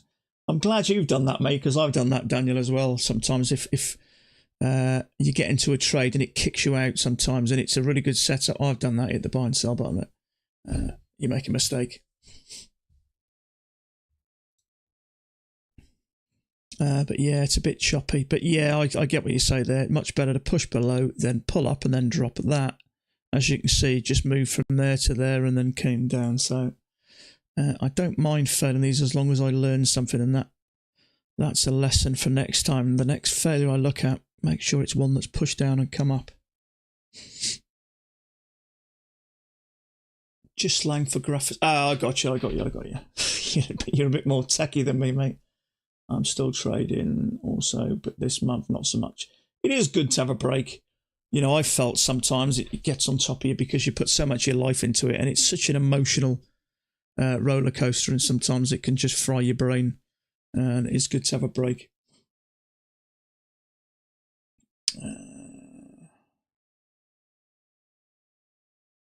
Yeah, I think I've asked Daniel that myself. How many does he take?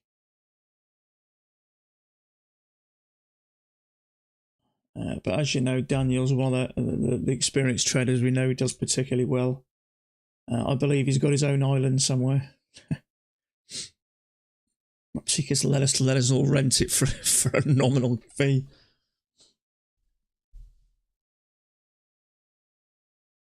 Yeah, rarely 3. I'm glad you're saying rarely 3. It is, and it's hard to see decent setups at the moment.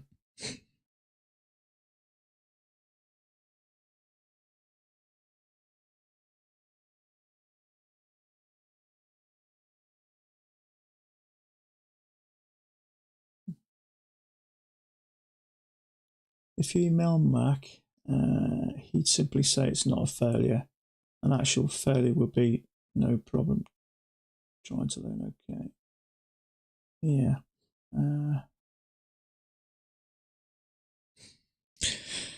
I mean, it's technically a failure, isn't it? It's trying to go once, trying to go twice. But I think what Daniel was saying, it's better if it pushes down and then comes up and then drops. It didn't. It just moved over from here to here and then pushed down.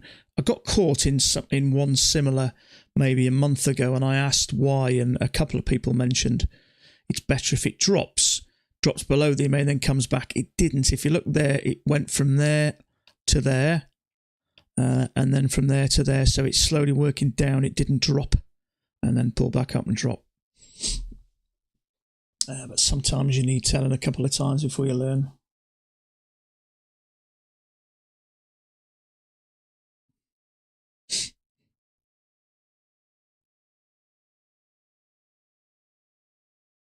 It's another choppy day, not a massive amount of volume again, hence moves are slow.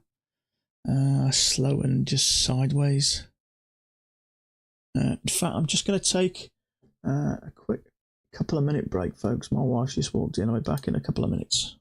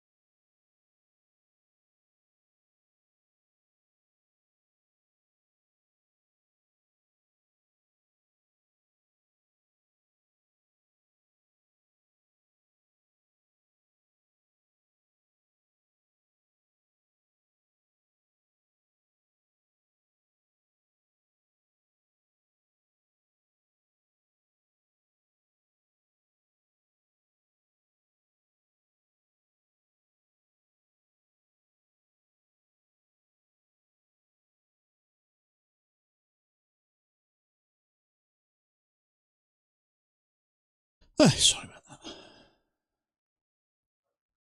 that.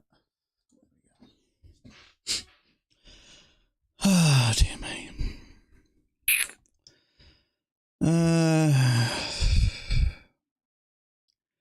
See, there is a higher low there, but I'm not sure what's going on here.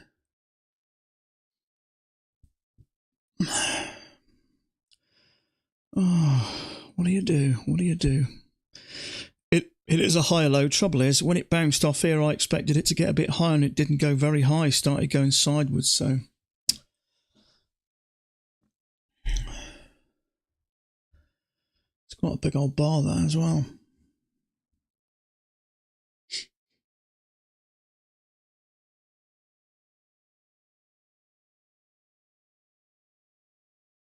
Are you talking to me, Michael? Are you?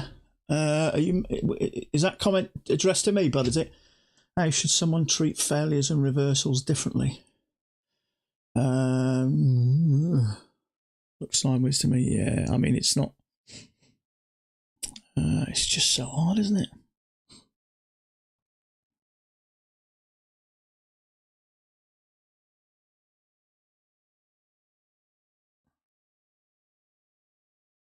Oh, there you go. Answered for you.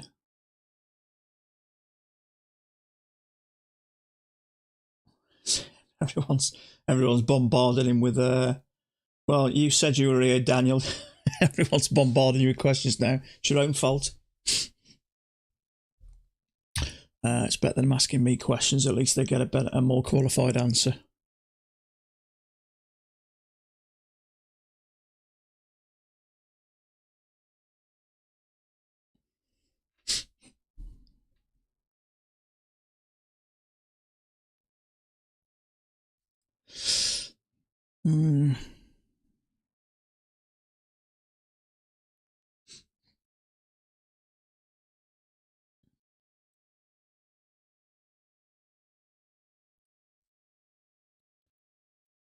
It is clearly bouncing off here, but I thought after that bounce there, a little bit of an overshoot and a bounce and a higher low, it would have got a bit higher, and it hasn't.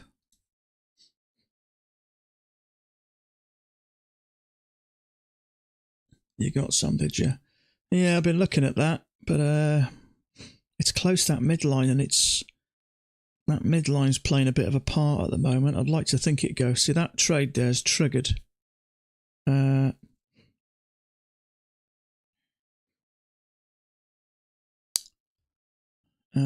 is a higher low, but I'm just not overly confident in all honesty.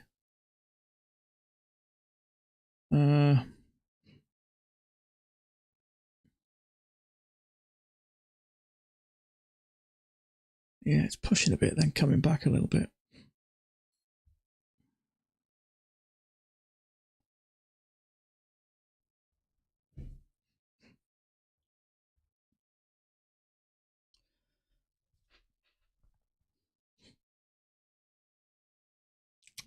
It is a higher low, and we've come off this bottom again, but the trouble is it only went that high last time, which isn't much higher than that.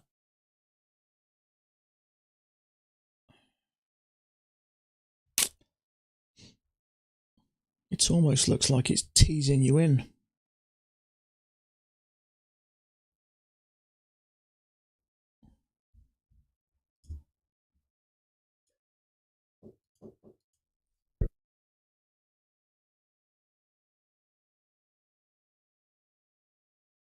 I'm just going to take a quick bathroom break. I'll be a couple of minutes.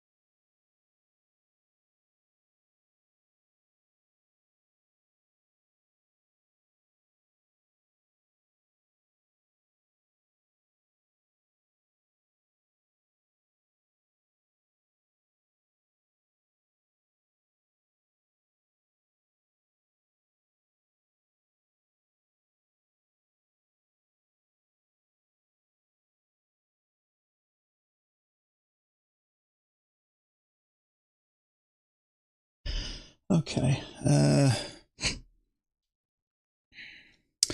There is that higher low, so it is working by the looks of things, but I just don't like the way it's quite stemmy there.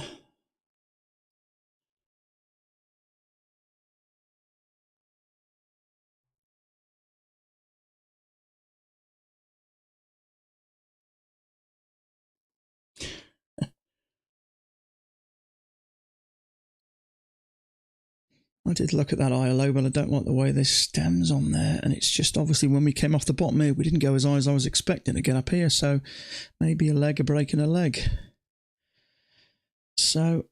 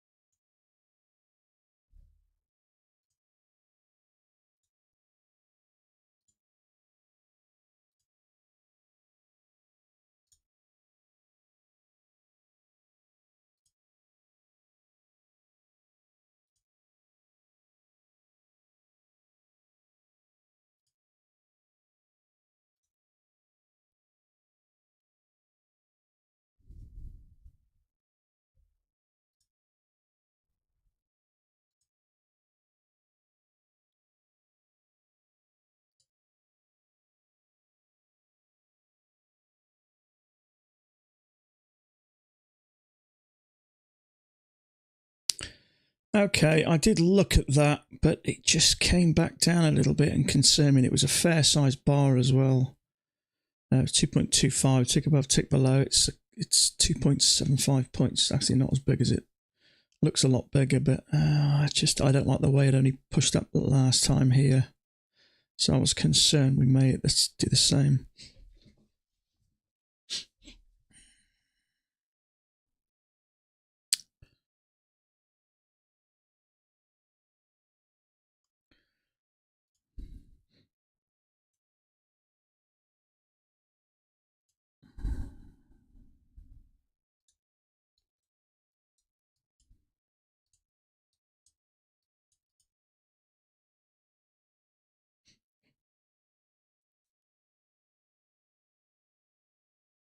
Got 1 point. Yeah, it's getting a bit painful moving up there. We bounced off the bottom. It was clearly a higher low. It seemed to be in here. I just didn't like the way we kept getting these stems. And it's just nothing worse than getting in a trade and it taking 2-3 minutes. You just want to get out, don't you? Perhaps this is just like a bit of a leg and a leg, maybe. I think you made the right choice skipping it. Too risky. Yeah, I think it's going to work, but I expected when we sort of had that 1-2, we had that bounce. I expected to get up to these highs and it didn't. We had a double top there and it came back down. So you don't know whether it's going to do this, trap a few longs and then come back again. And obviously the really obvious good trades generally move pretty quick and that's grinding up slowly. So it's just, is it going to come down below there? I wouldn't have said so. I'd said I expect to get up here, but there's nothing worse than being in a trade and it just taking minutes. It's just torturing it. And I find sometimes the longer you're in a trade, the more I lose confidence in it or I start to try and pick holes in it.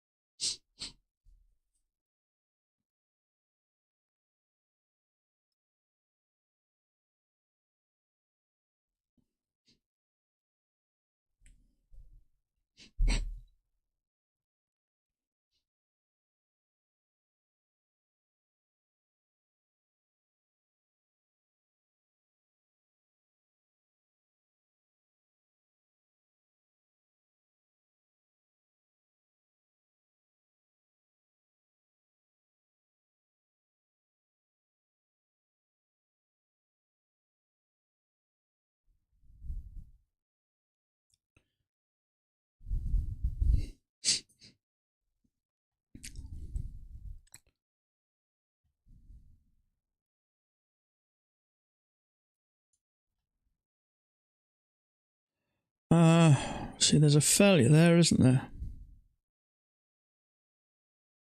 If that pushes up, second entry short there, see, so maybe this is a push up a leg and another push up and may trap some shorts. I don't know, I'm just not a fan of going long right into the middle of all this. Is it going to work? I'd say probably. In fact, I may even take it actually. Order submitted.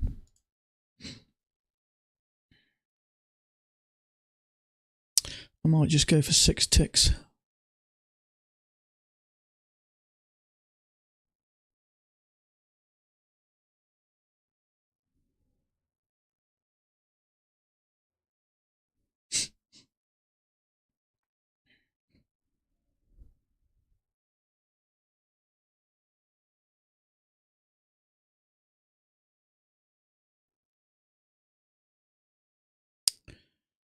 God, I hope it doesn't get much bigger than that.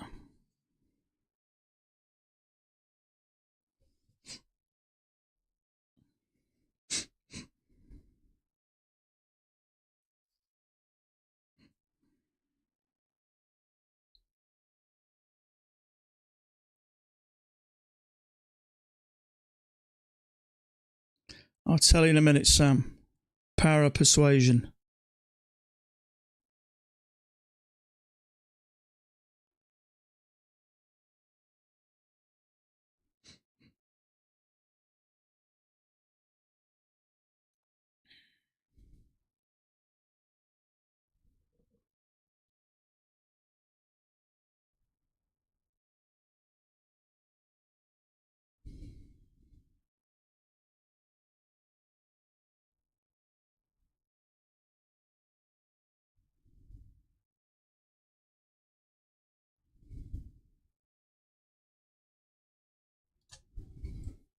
Order filled. I'm just going to go for 6 ticks. Okay, it's a failure. Second entry short. If it breaks above there, I expect it to push a bit higher. So we'll see. 2.25 risk. Well, I expect it to sort of get up to this area. It is a failure. We've had a leg up there with a break. I expect another leg. I just kept messaging him, Sam. And finally, I got through to a guy who went, yeah, I can do that for you. So he personalised it. It's just hard to remember the other one, see? So if we get above here, I think we're okay. So I look, 7.25, 8.25, 9. It's a 1.75 risk, so it's not huge. We're clearly trying to work up there. We had a little bit of a break, maybe a leg and a leg. We haven't been up here yet. We've bounced a couple of times. Bit of an overshoot there. Maybe a leg and a leg. We'll see. Yeah, well, this resistance, we seem to have gone above, but I know. We'll see.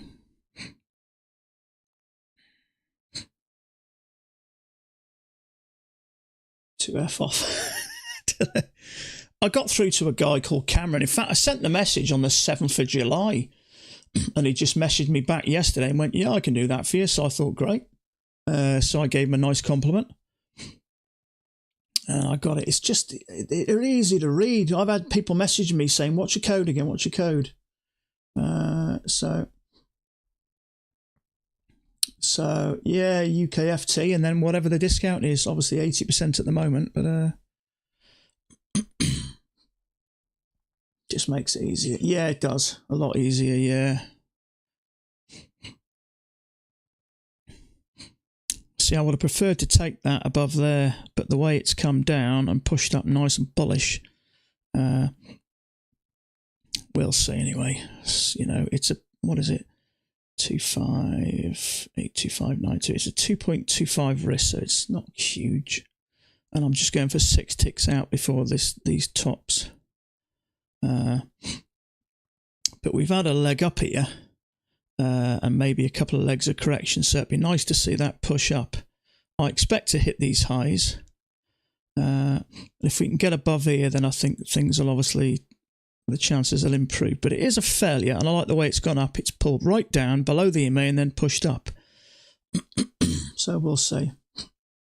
You're going for 2 points. I'd love to go for 2 points, mate. At some point, we've had a bit of an overshoot down here, so maybe it will go a bit higher. But I just, leg and a leg, in fact. Order filled. Yeah, okay, so I'm out for, it might go a bit higher, but you know, sometimes if you decide to move it and get a bit greedy, sometimes it can come and spank you.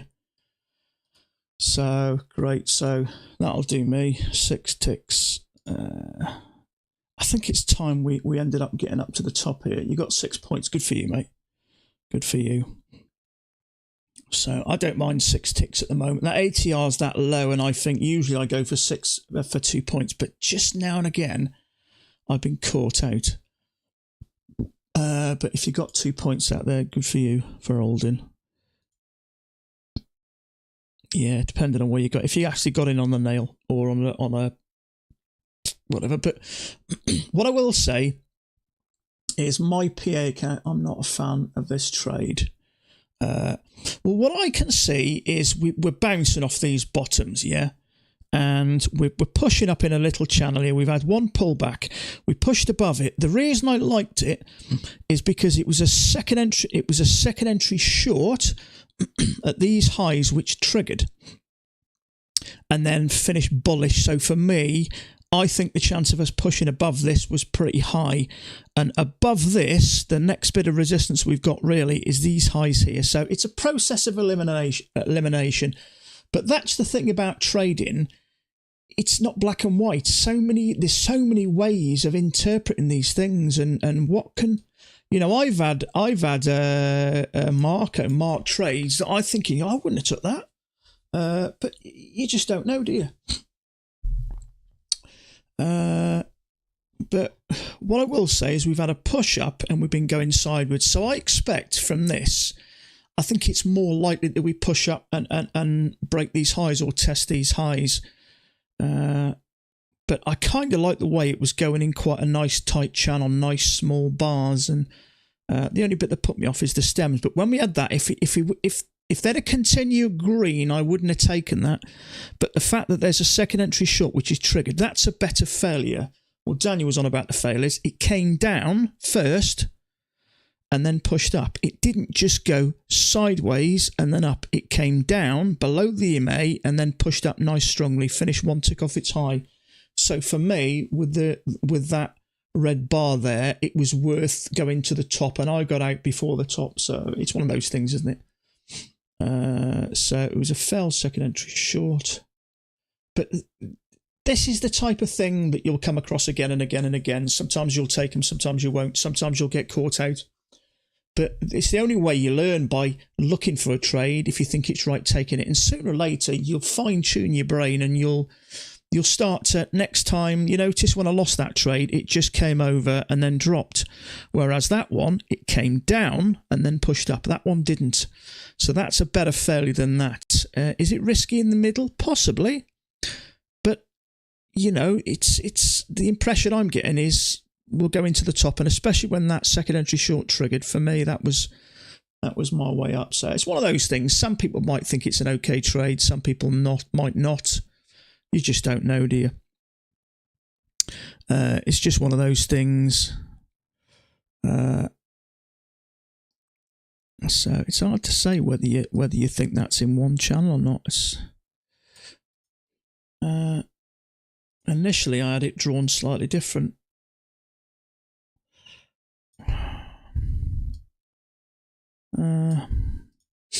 It might be a bit of a break, but also it looks like a break and a leg.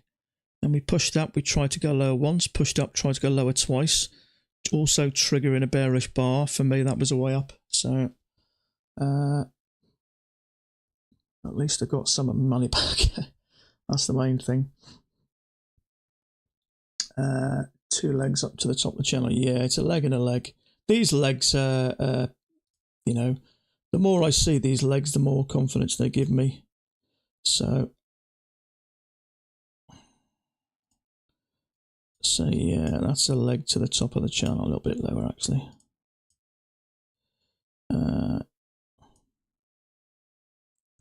There. So I'd expect it to get to that area there anyway. So we had a leg and a break, and the bit that got me thinking it's a leg and a leg is when we pushed up and we had the little break, little red bar, little break, and then for me we're gonna have another leg up.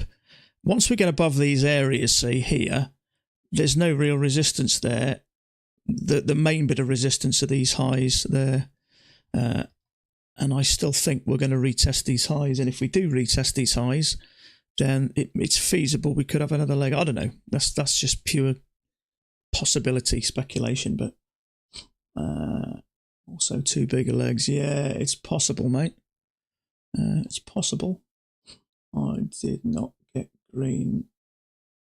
I did not get green, but got some of back. I think I know what you mean there, mate. That's the trouble with typing these confidence comments. Sometimes they can come through not clear. All the best. See you all. Yeah, you take it easy, Sam. Good on you, mate. So what do we get? Points there. We got 6 ticks, didn't we? I was going to move it a touch, but in the end I thought, yeah, it might come back and bite you. Failed second entry short. 6 ticks. Plus 6. In fact, let's just do 1.5 points.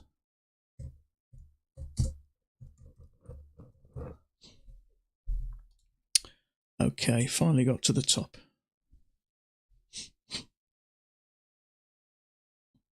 So, yeah, it's a shame about that one, but I see what Daniel means about that. I've done one of those before. It's definitely a failure. But a good failure would be when it does this. It pushes down and then comes up and then comes down. Like this one, we pushed down and then we pushed up. If we'd have just moved over from here and pushed up, That would have made it more risky. The fact that we dropped below the EMA and then pushed up and ended up one tick above there, especially with that the second entry short, that was a better failure for me. But I put that down to a learning curve. I did something similar. One loss, one win, not green for the day, but closed. That, mate, if you can do that, that's a plus for you. That is. I found that one of the hardest things to do is to walk away when I'm down a bit. But if you can do that, that tells you you've got a good, strong mind, mate. So count that as a plus, because that can be quite tough to do. See, I got in on another trade here, that higher low, which triggered and dropped quickly, and I got out of the trade minus a couple of ticks. It worked in the end, but not before it gave us, it trapped some shorts in there and pushed higher, but I got out minus a couple of ticks. Now, I would have put my stop below here for that one, in all fairness. But I got out of it. Something didn't feel right. I don't like the way that dropped quickly. Sometimes when you get a big quick drop, it indicates some sellers in there, strong sellers. So whether that was just to trap some of these, I don't know. But I got out minus 2 ticks. Otherwise, I'd have been even 1.5 point. And that's kind of where I kind of like going for 1-to-1 if I can, or thereabouts. I usually like 2 points, and on the ATR at the moment, you add a tick above, tick below, that puts that at a fraction over 2 points. So I tend to like 2 points because, you know, you lose a trade, you win a trade, you're more or less even. Top move, exactly right with a failure. Yeah. I mean, it is a failure, and it's a better failure than that, purely because, one, you got the second entry short, which is triggered, and two, it dropped right down, pushed up strong and finished one tick above its high, whereas that one, it just triggered across and slowly worked down. So that was, now if it had pushed up first, or did it? I can't remember now. No, so I'm confusing myself. It'd be better if it had dropped down and pulled up. Yeah, well, I don't know. I suppose it's similar way. It just looks a bit better, maybe. I don't know. I mean, it's a failure. It's not one of the best failures, but it's a failure that worked for a point, no more. Now, it may have gone a bit lower. It could have come and given me points, and we wouldn't have added this to, the discussion. But I apologise about deleting a couple of people there. But some people, some people go on and on and on and on, and they say, "Why did you ban so and so? Why did you ban?" I haven't got time for that. What I find, if someone's commenting every 5 minutes and they're doing lots and lots of negative stuff and they're criticising everything you do, it fries my brain, and I don't want comments like that. It's not good for me. It's not good for anyone. It just takes our mind off the trading. I like having a chat, as you know, and I like to discuss stuff. But when people are just throwing negative stuff and saying, "Why did you do this?" It just fries your brain. Short the market. I've heard that. Where have you heard that before? Short the market. Yeah,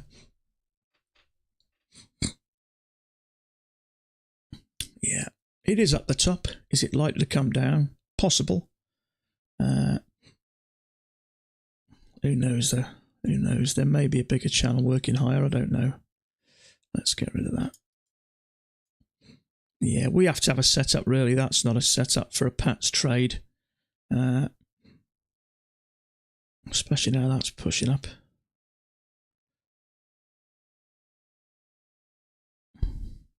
So yeah, if anybody doesn't know, I've got a new affiliate code down there, UKFT, and it's 80 at the moment. So whatever the discount is at the time, but UKFT, it's just a lot easier to remember.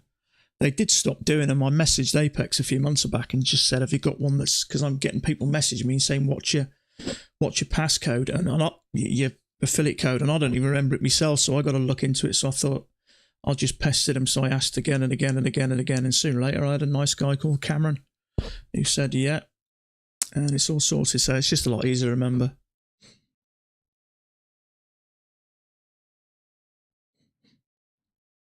So yeah, UK FT, and then whatever the discount is, 80 at the moment. So I expect to break these highs. So there is a possibility that might be slightly wider. Let's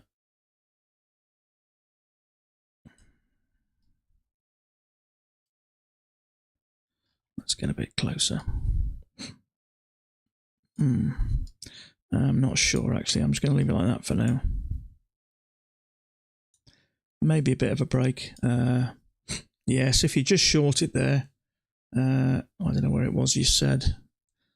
I expect it to break the high of the day here. Now, whether you believe in bookmap or not, there is some liquidity above here. So whether it hits that yet or not, I don't know. Maybe it comes down a bit first, but there is a short there, but it's not something I like getting into. I'm not a fan of picking tops now. If it hit that 4 or 5 times in a row, then I may be interested, but it's not a trade I want to get into. Is it going to come down the EMA? Maybe. It may come down and bounce and go higher. It may trigger you and stop you out. It hasn't fallen right anyway, so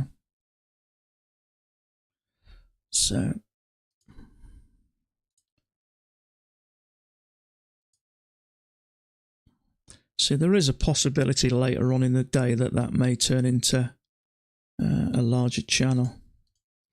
Possible. But it is feasible. Push up, leg. 1, 2. On a bigger picture, see?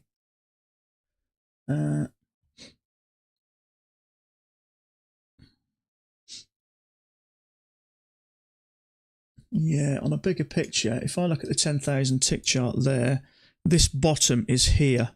So we've got a leg and a leg. So I think it's quite possible.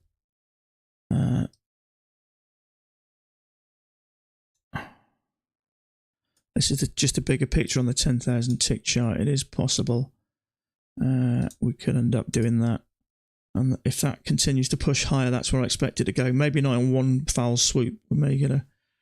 But it looks like a push up, a bit of sideways and a push up. So that's just a 10,000 tick chart, just a bigger picture. Whether it'll work or not, I don't know. But how are you trading engulfing bars? I tend to not trade them, mate, because I don't fully understand them. I don't think. Do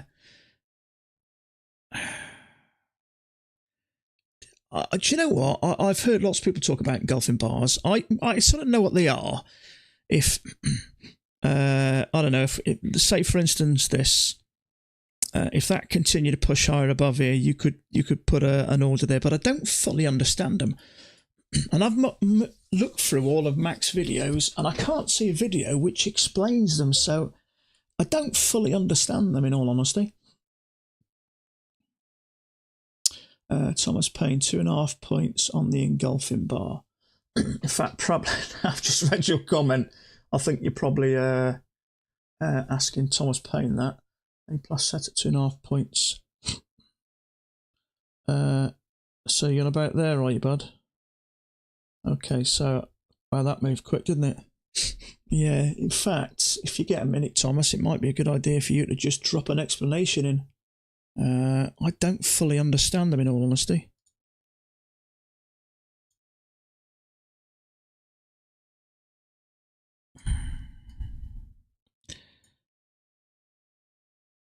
I'm assuming it's sort of what it is. If I was going to trade that, would I wait for it to? Would I, if it came up here, would I just drop an order in here once it engulfs that bar? I think that's what it is. I'm not too sure personally. If Thomas took that, then he's probably the best one to explain.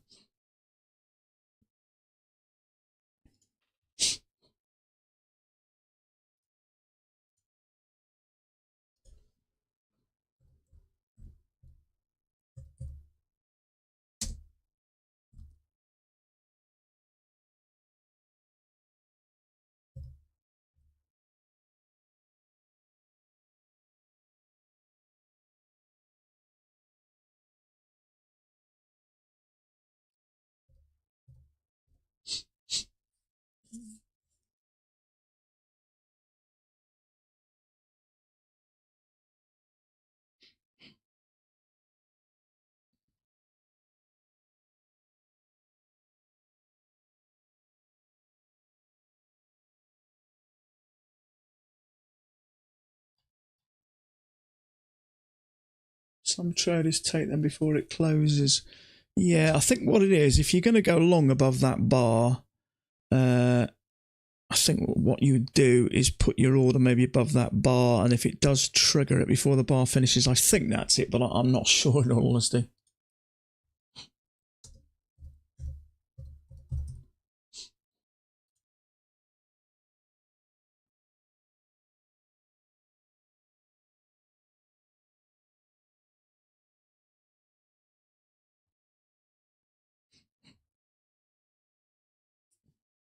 Talking about the first trade, it ticked above and then instantly ticked below.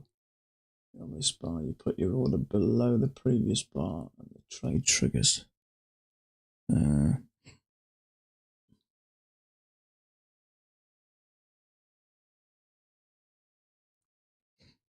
I think I know what you mean, mate. Are you on about which? You're not on about here, are you? Or are you?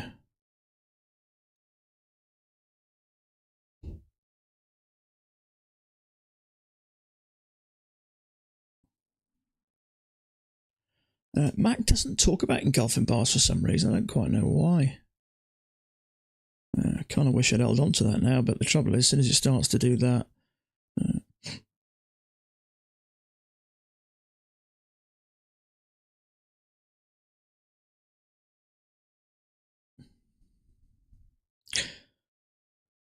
Right, are you on about putting an order in? Oh, the first short you took. The first short. Oh, here. Okay. Okay. Below the previous bar. You're on about there, putting your order there. Okay, yeah, I think I know what you mean. I need to look into that a bit more because that's a little gap in my trading, isn't it?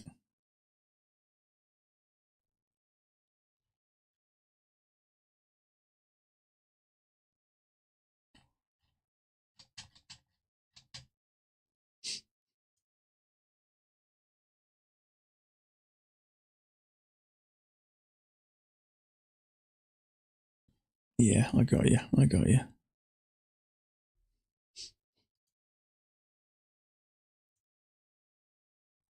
Okay, so liquidity at 97 up here. There's some strong liquidity. There's about 400 orders, around about 97.5. So I expect to hit this. Whether we'll do this in this push or not, I don't know. But see, that looked like a leg to me, and then one leg, two legs back, and it failed and pushed up, and it did. It came back not lower than this, but perhaps we just retested these, and then off we went there.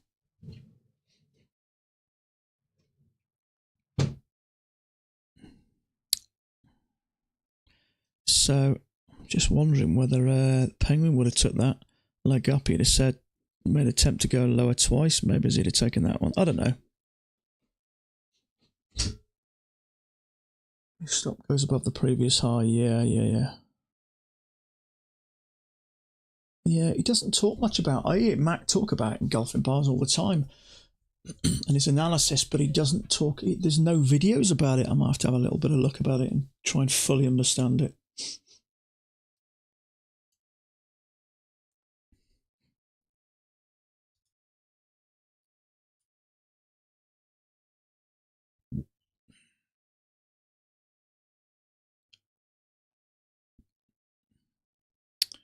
Yeah, see, I expected this to get to the highs. I did mention that I think there's a bigger leg, and it is. But now, if I'd have had $5,000 or $10,000 in my accounts, I may have had the confidence to just hold on to there, or maybe once we get up here, maybe just bring it to break even and have a risk-free trade that we're going to push up.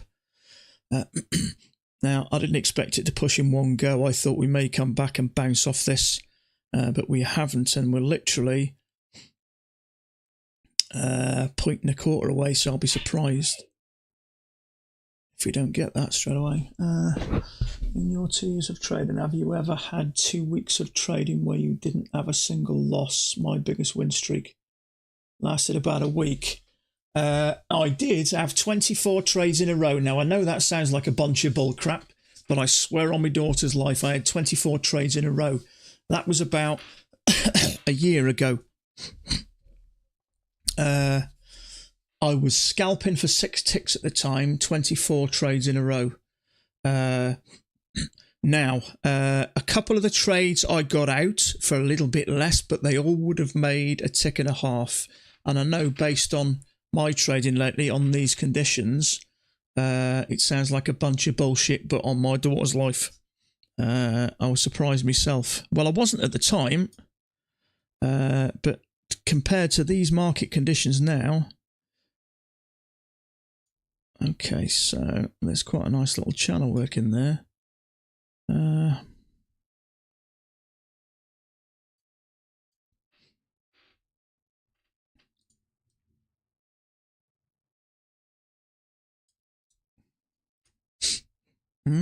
Interesting.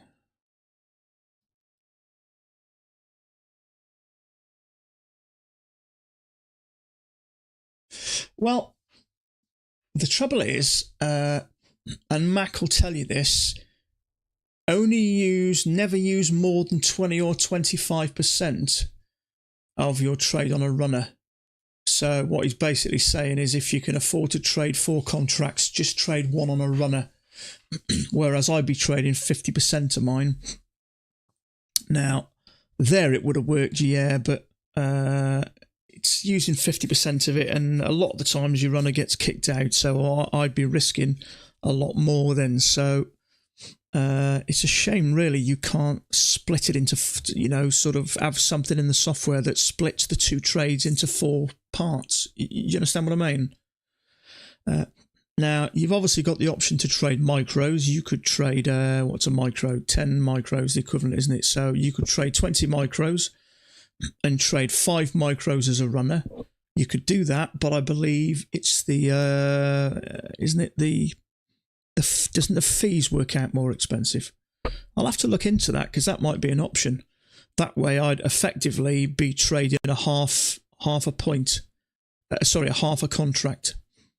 So I think that makes sense. But yeah, you don't really want to be trading a half your money.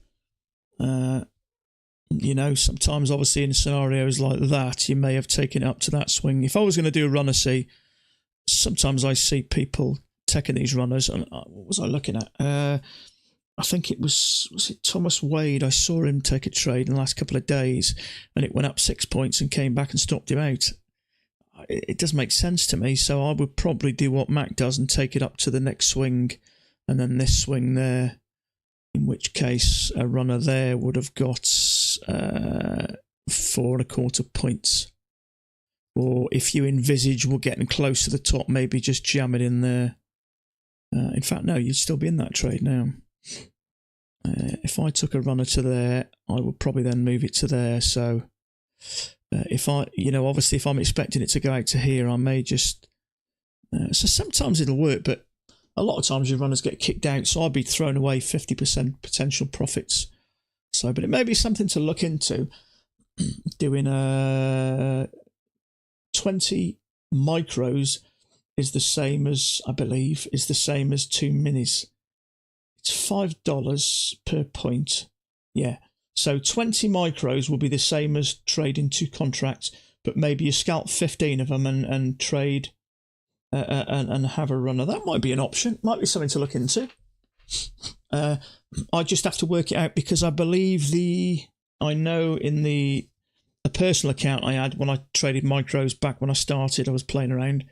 It works out quite a bit more expensive for your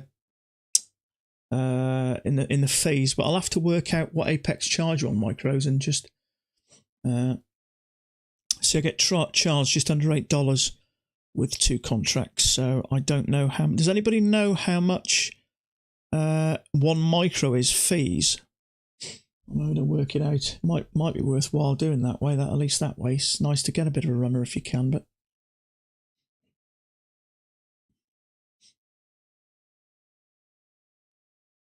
But what I do plan to do at some point in the future is trade a little bit more like the Penguin guy. Minimum 1-to-1, but sometimes 2-to-1.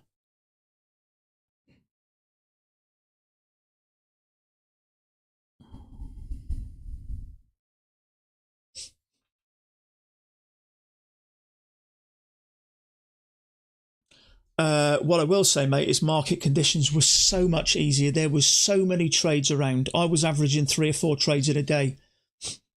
And it was one of the first, it was on an evaluation I did with UProfit.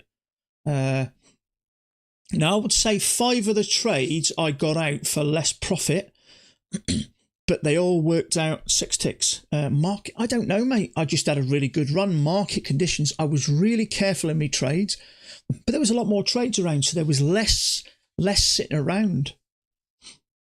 Looking for a second entry long off the EMA. Yeah, I expect to hit this area. But what I will say is there is a lump of liquidity. There's 430 orders for 5, 6, 7. Yeah, there's about 900 orders within the space of a couple of points, but 98 there is liquidity, 97 cents. So 10 of them will be $10. So 20 of them will be $20. Yeah, $8 opposed to 20. It's just not worth it, I don't think. I mean, if I can ever get to the stage where I'm trading 4 contracts, then you know, maybe, maybe I will be able to.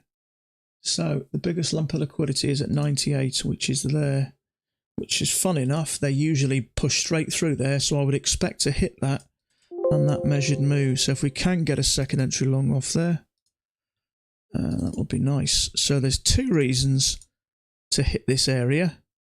One, the measured leg. Let me just check this measured leg's accurate. Yeah, I expect to hit that measured leg, and so many times that it bang on the nail, and there's 450 orders there and a little bit up here, so I'd expect to push up there, but the only way I can take a trade here really is off the EMA or the top of this line, but that's just too risky in my opinion. Yeah, 97, it's quite a lot, that is. In fact, I don't even know why they charge you fees. Why charge fees on an evaluation for a start?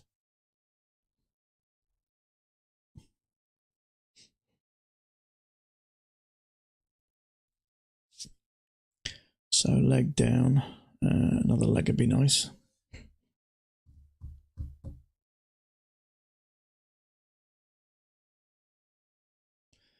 That's a good start. As I mentioned earlier, there is a possibility.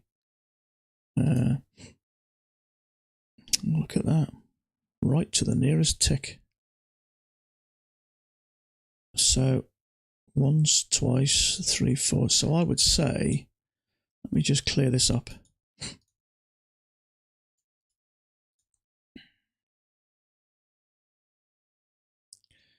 That kind of looks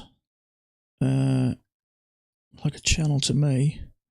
Touched once here, touched here, touched here.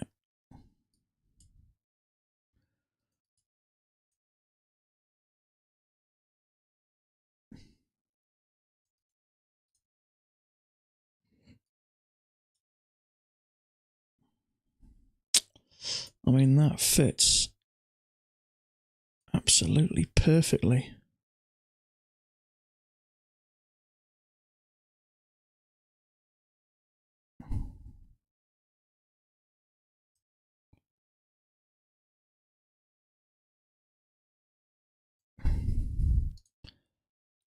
Can't argue with that, I don't think.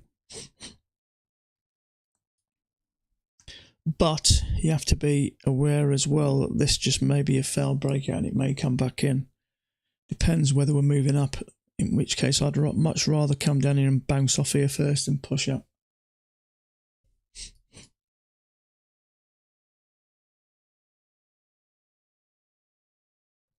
What time is it? Anything from Mac here, have we?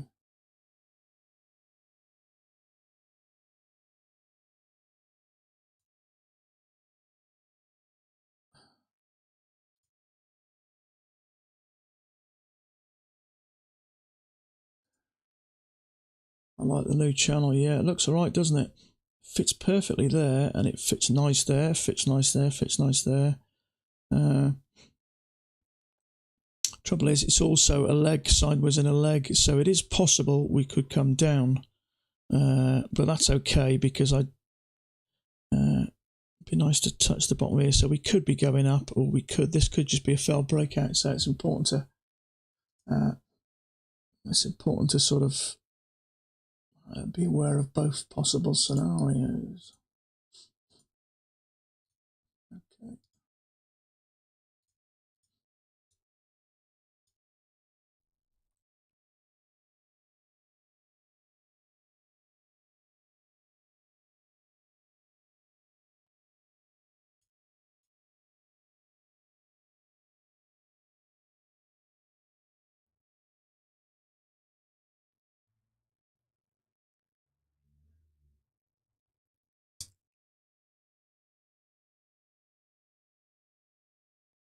Yeah, see, Mac had that channel like that. How I drew it, sorry. Let's have a look. Yeah, he had it like that.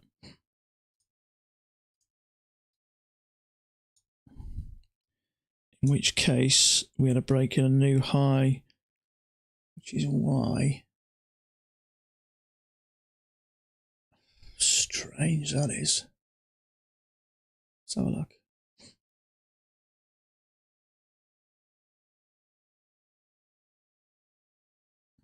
The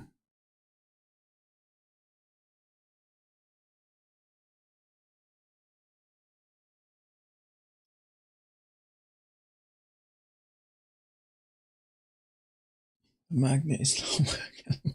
That's not, is it? Yeah, see, Mac's got this.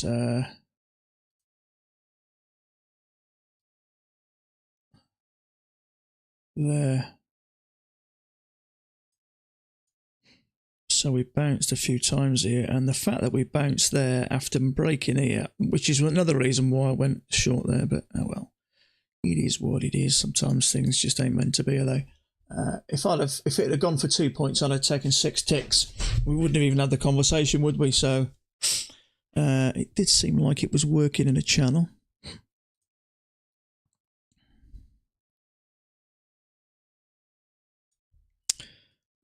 But if I'd have put that there, would that be any different? Maybe. Maybe that was the case. Break. I don't know.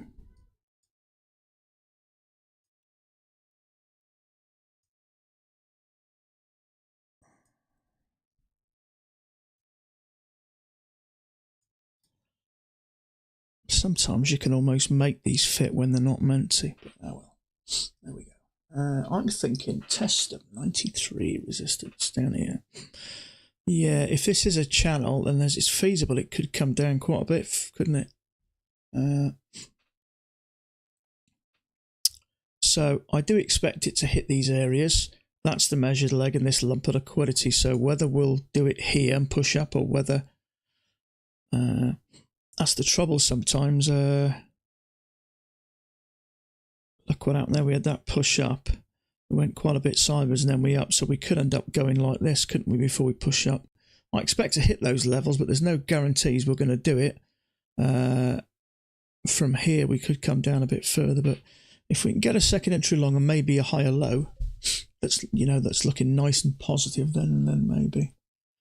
So you said test 93s, didn't you? Which is down here, which is a bit lower, which is sort of around here, isn't it?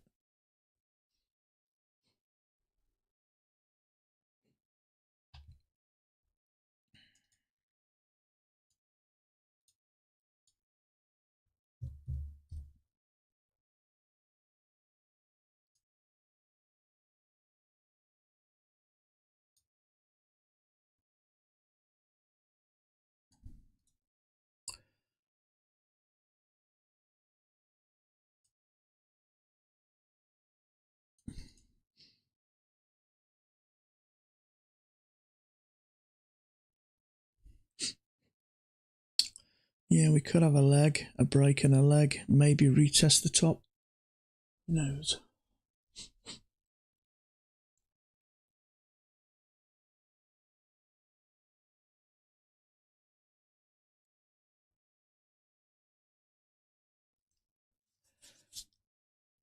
There's a pivot at a 97.25. Perfectly touched it. We're at pivot point SPY now. Yeah, see, that doesn't mean a great deal to me, mate. doesn't work on our yeah, there is sort of like a triple test there, isn't there? To a degree. Well, yeah, maybe we went up a bit, and maybe that one you class, maybe that one. Yeah, it's possible. I'm not sure whether you class this one and that one, because that's part of the move up, isn't it? Then we went once, twice.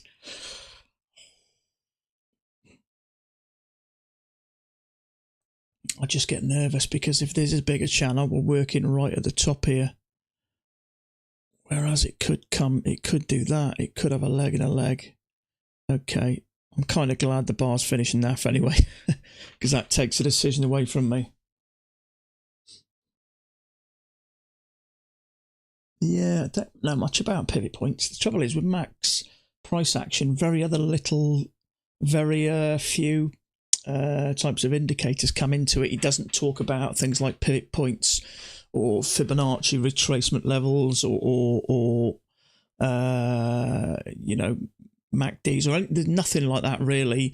The only real indicator we use is the exponential moving average. Apart from that, the rest are just made up of measured move and trend lines and range lines. That's it really. The only thing I use is I've started to use Bookmap just to give me the idea, you know, just to give me more of a broader picture on where liquidity levels are, because if I can see there's big liquidity levels here. Now I expect to get up to that measured move, because to me that's a push up, maybe 1, 2 pulls back, and then from there we're moving up. So that's one reason. The fact that I know there's liquidity there. There's liquidity there. There's 476 orders at 97.5, which is a little bit below there. There's also a lot at 600. So there's, for me, it's finding reasons where the market is going. So if I can get a setup in that direction, in fact, let's put that back because the biggest lump of it is there. If I can get a setup in that direction, having these two reasons to go higher, it just helps me in the sort of decision-making process, really. Without the Bookmap, really, I've just got this to go on. So, but the problem is, it's the route it takes, whether we'll get a second entry long here, or whether we'll get a break and a leg, and maybe retest the top of this. That's obviously some support, so we could bounce to here, or we could theoretically come down to the bottom of this channel, or it might be classed as a failed breakout and we could move right back into the range. So there's just so many different you know, there's so many different calculations you've got to work out in your head, really. I know that's the only one use, except the image. Just saying, yeah, I know people talk about the what's the other one as well, the moving average, what's the line, VWAP. Was it volume weighted? People talk about all these type of things. Now, in all fairness, I don't know whether they would help me or not. I don't know. I didn't used to use Bookmap. Somebody mentioned it. A couple of people mentioned it, and I just happened to look at it. And the same day I used it, I was looking at taking a short at the top of a channel, and I noticed there was a ton of liquidity above it, so I left it, and it triggered and would have stopped me out. So it's definitely... Let's touch the magnet now, yeah. It's definitely, you know, stopped me from taking some bad trades. The only downside here is it could be a leg and a leg, but I've got a feeling this is going to come down a little bit further. Let's just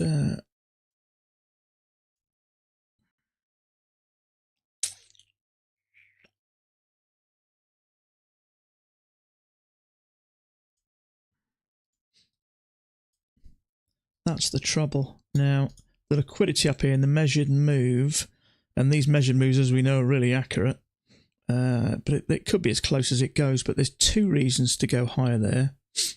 So it's just finding a reason, you know, a setup to go high. At the moment, this is working down, so it's not a bad thing if we get a little break here and then bounced off this line and push higher again. Then I'd be looking for a long, or same from here, but it is possible that this could just be a failed breakout and it may be coming back in this range. But the fact that we're coming from here, we're coming from here, we're coming from here, it's clearly working higher in a fashion. is telling me that I want to be looking for longs more than anything. So, but that's okay. We could just have a little channel down here and a break and maybe a new low. Someone like Daniel can get to 93% win rates without order flow. The answer, percentage. Yeah, maybe just order flow for me is order flow. Order flow. Oh, but yeah, I know what you're saying.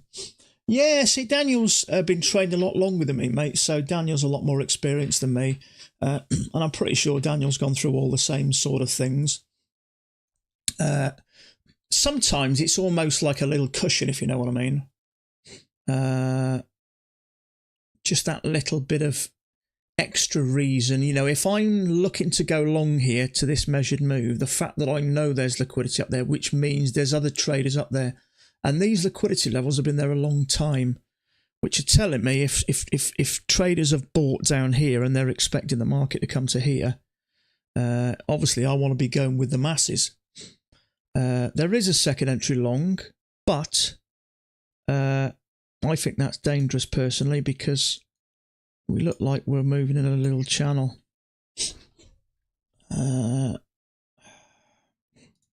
Doesn't look like a good area to go long to me personally. I'm not saying it's not going to. But what might happen, we might have a little push up. Traders might jump in there. It might trigger above it, come down and make leg number 2. That's the trouble, really. You just don't know.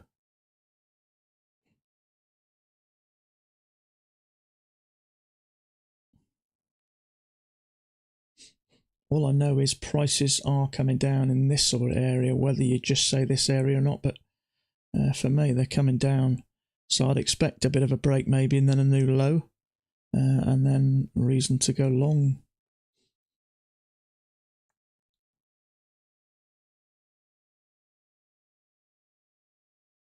See, we had this one coming down, didn't we? And then we had a little bit of overshoot. And a lot of overshoots result in a reversal. So we had an overshoot and we retested and pushed higher.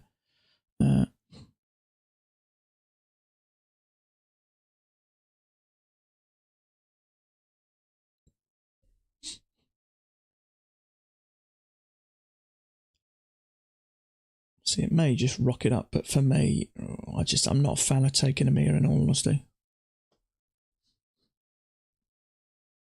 Yeah, see, that's the trouble. Exponential traders could be a failed second entry long, which means he's coming down.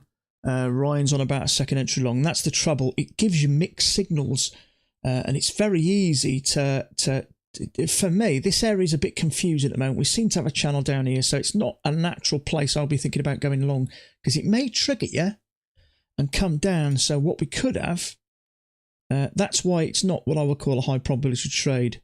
We could probably do something like that. See, it may trigger above this and come down. It depends if the market's strong. It may just push straight up there. But that to me would not be a high probability trade, just for the fact that we've got lots of little small bars coming down. It's just a bit confusing for me. But it may very well push up. But I wouldn't class that as a high probability trade. But that's just my personal opinion. And as we know, we can all see slightly different views of this market. That's why trading isn't black and white.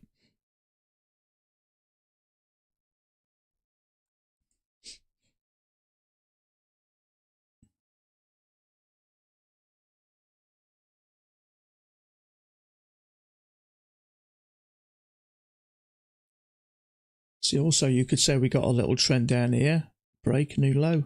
And funnily enough, it will give us 2 legs, wouldn't it, that? But if the market's strong, it may just keep on pushing up. Yeah, it is confusing. Yeah, that's what I mean. You can see multiple different things in here. For me, the overall picture is up. But what route it takes that's the tricky bit. And for me, we've got a little channel there, and we've pushed above it, so it could break above it. You know, channel, break, new low. And then we've got our 2 legs.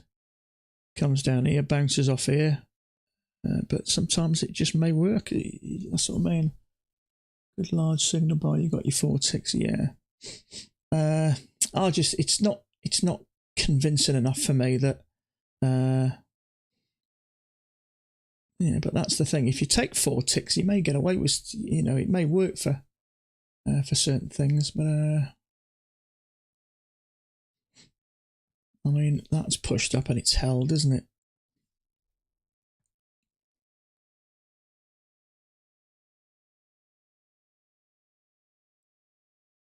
Douglas Hill, another context idea is gobbling stops. I don't know what that means. Great place to go along here. Just looking at the staircase of stops to gobble before reaching the measured move. Yeah, see, if you're from the US, mate, gobble over here means something probably completely different from you. Yeah, gobble in the UK is a blowjob, so that's, if you want the one I'm laughing at you, it's not you.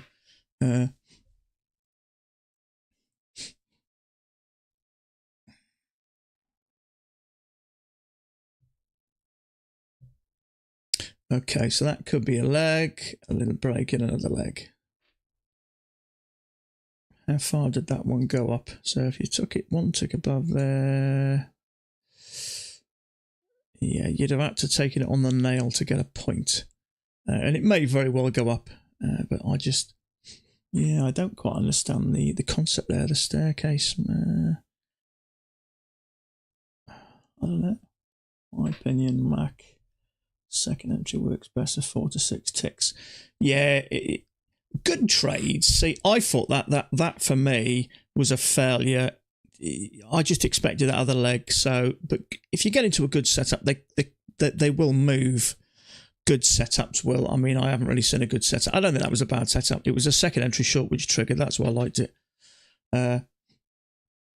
But it depends what the market's doing. If we're having a really nice trending day, then obviously you can go for a lot more. But the thing is, if you, like Max says, you put your order 1 tick above the signal bar. So if you put your order there and went above there, that would not give you your point. It's got to tick through it, and it didn't. It bounced off that. So that wouldn't have made your point. I'm not saying it's not going to work, but it has to push above the 1 point. So. Fun enough, if it hits you, it'll do your order a lot of times, but it hits your stop, it takes you straight out, but it's got to push through your order.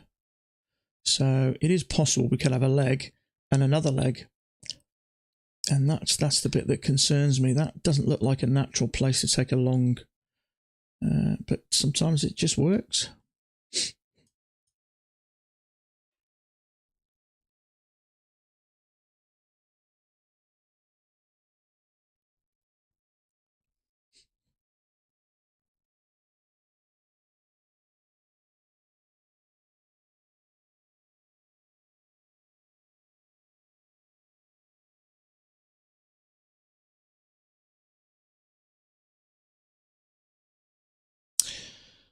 Yeah, personally, I think a 6 ticks is a starting point. Most of the time, I'm going for 6 ticks now. Went for 6 ticks there. Got taken out for 6 ticks there. But that's what I'm doing at the moment because the ATR's low. Usually, I like to go for 2 points, and 2 points on most trades work fine, comfortably. In fact, and I did this a while ago. I look back on Max charts. Let me find a bit of paper to figure out. Where is it? I figured out how many trades. So I look back at Max chart. This was probably a few weeks ago, and I looked back for about 10 days, and he marked 107 trades. 105 of them made 2 points or more. So if you're trading 2 points as opposed to a point, you're doubling your profit. So you only need to get it right about 65% of the time to be in the pocket. And based on what I just told you there, that's like 98% of the time it works. But when areas are choppy like this and they're unpredictable, then all trades are extra. There's extra risk. And that's the trouble. So that's why I've come down from 2 points to 1.5 at the moment. That's what I've been doing the last couple of days. If I find markets are struggling, there's less volume, and the word on the street is that a lot of institutional traders will be taking their summer breaks now. Now, obviously, if there's less institutional traders, there's a lot less money pumping into the markets. Hence, things are slower. There's less volume. So hopefully, by the end of the month, certainly by the end of August, most of them will have taken their summer holidays, and trading should start to resume back to a little bit more normal, or certainly normal as in the way of more volume. I wish I knew what trades Mac actually took. Do you know what, mate? I've asked him twice. For some reason, he declines to say. Now, for me, from a sort of aspiring trader, seeing all those trades Mac marked, I would love to know which trades he took. For the life of me, I can't figure out why. But he said to me, if you listen, sometimes you'll know. And when you hear Mac go, sometimes you go, I like going short there, or I like going long there. I'm assuming that's when he did it. But I would love for him to say, okay, these are all the trades I marked. That's the trade I took, and that was the trade I took. I would love that. Because it's half the battle, isn't it? Getting into the heads of some of these traders, and working out exactly what they're thinking and what trades. I can mark up charts better than Mac after I see the chart. Yeah, absolutely. Yeah, it's, it is easy, isn't it? You see that trade there, that failure I took, there's various reasons why it didn't work. It made a point. So Matt might mark it, and he might not. Now, if it came right down here, he might say, okay, let's mark it. So if trades work, it doesn't mean, you see, if Mac generally believes there's 15 or 20 high probability trades there a day, genuinely, he would be absolutely 100% taking them. Of course he would. So there's a leg and a leg, so that might be a high or low. At the moment, I'm still a little bit on the fence about this, because we might have a leg and a leg, and that may trap a few and come down. That's if it finishes bullish. But we've had a break. I don't know.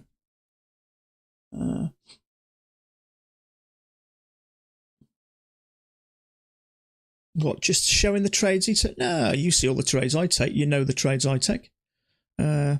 No, just saying these are the trades I took for the day. No, I can't think that's it. I can't see how that's a problem. So we've had a break. Push up. See. I don't think that's a terrible trade. We are coming into these highs though. That's the problem.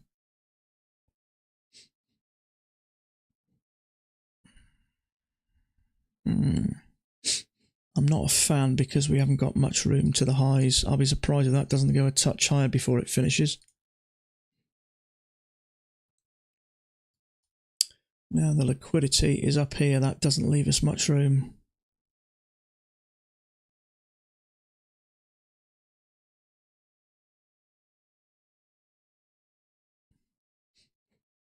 Yeah, see, at the moment, that's 10 ticks. So a tick above, tick below. It's a 3-point risk, that is. And if we're only, if the ATR is 1.5, we're only taking a 1.5 at the moment. It's a little bit rich for my blood, that is.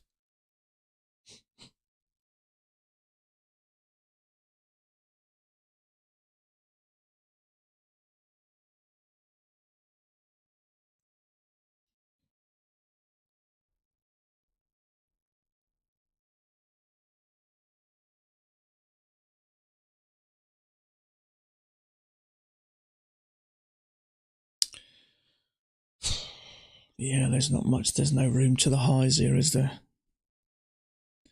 I'm not saying it's not going to work. It probably will, but I don't want to get in there. So that's 4, 5, 6, 7. It's 2 3/4 tick above. It's a 3.25 risk, point risk. It's more than I want to take with that much room to the highs.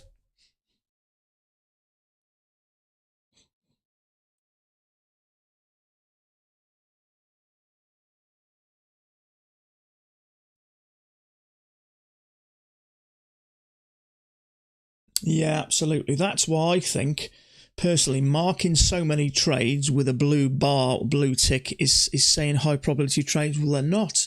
And if Mac admits he only takes a couple a day, they're clearly not. And that's why it can be confusing for new traders, because you're thinking to yourself, hold on a minute, if he's seen all these high probability trades, what am I missing? And you can see some of these patterns where he marks them and start to think, well, yeah, Mac did that last time, let's take it. Which is why I'm not a fan of marking so many.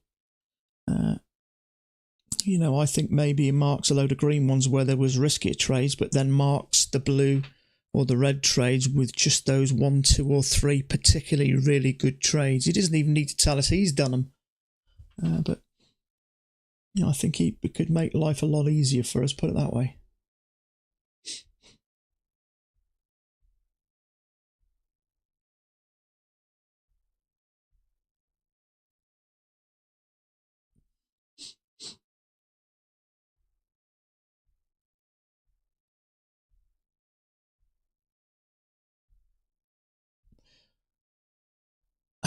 Staircase of stops. Okay, so you're on about short traders trapped and a way up.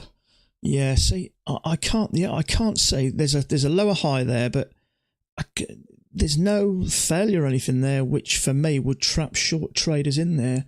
And I'll be surprised if there's an experienced traders going short there, because for me the bigger picture is up. In fact, what I'm going to do, I'm just going to toggle off my accounts and I'm just going to trade. Order submitted. No, I'm not. Order cancelled. I was just going to risk one of them, but no, it's just too close to these highs, really. Maybe a short trap trade.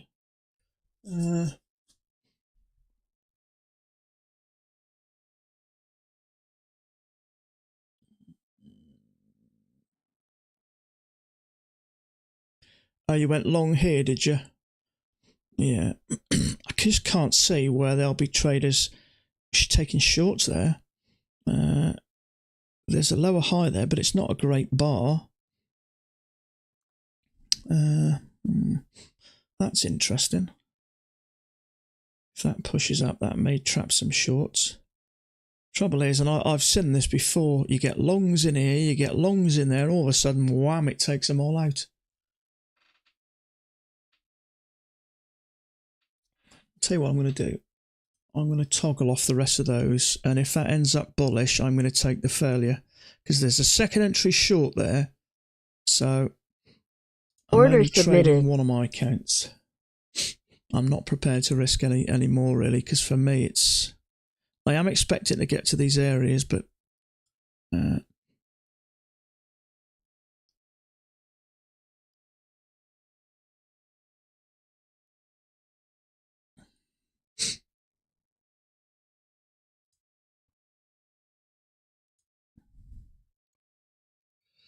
yes, if you went one tick above that signal bar there,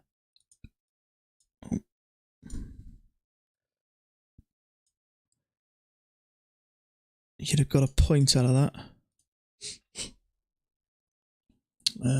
Let's see what's going on here. So let's get rid of that anyway. Order cancelled. Let's get the rest of my accounts back online. Let's make sure they're all working. Order submitted. Yeah. Okay. Order cancelled. Yeah, it's getting a little bit sideways here.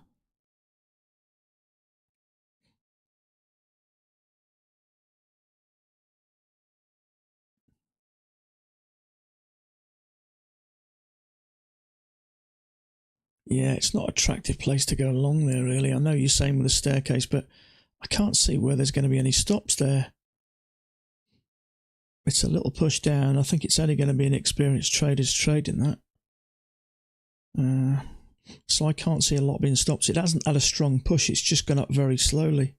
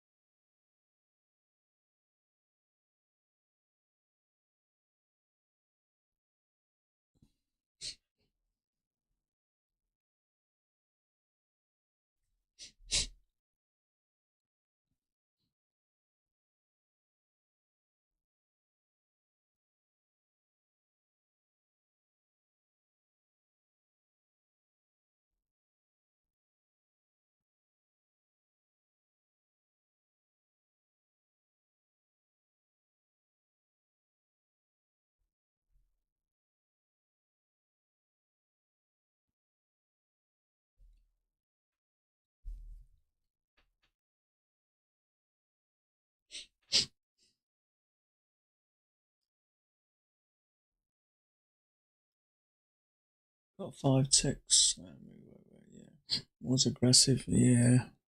So you just sometimes they just work, don't you? But see, this to me, just out of experience and getting trapped. This is a little channel down here, a break and a new low's possible. See, and with us being, if this is a bigger channel, with us being in this top section of the channel, it could trigger you and then come down to the bottom. But I'd like to have come down to here, had a bigger run up from here, because sometimes you're struggling to get up. All of a sudden, the thing just tanks. It's my gobbler. That's a new term I've not heard before.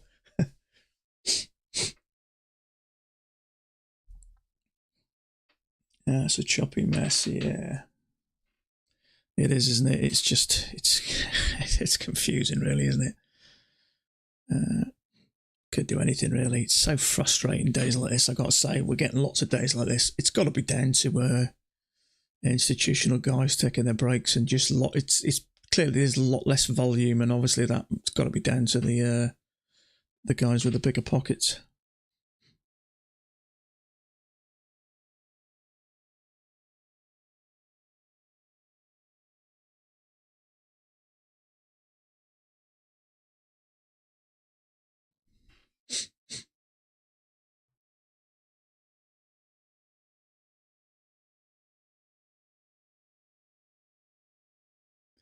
I've done this for 3+ years. Taking a while, yeah, it's not easy, but is it? Just when you think you've got it sorted, got it sussed, it throws you a curveball, and it's. I think it's a lot about confidence as well. If you're getting a few trades in a row, your confidence is nice and high, and everything feels great. And then you get a loss or two, and then you start to think, it messes with your brain, doesn't it? What am I doing wrong? What am I missing? Am I losing me touch? Did I ever have me touch? Yeah, it just, when the markets are slow like this, every trade you get into is just torture, isn't it? It's like trading overnight snooze. Yeah, it is a bit, isn't it? I do wonder, actually, I was looking earlier whether in times like this it's worth dropping down to the 1,000 tick chart, or even maybe the 500 tick chart, just to get some more bloody movement. At least we're getting more bars, aren't we? I mean, obviously there's a lot more volume there, isn't there? And in some cases, you can get better setups. I think the 1,000's probably a bit better, but let's just move that up. Let's just see if there is any types of it just makes any more sense.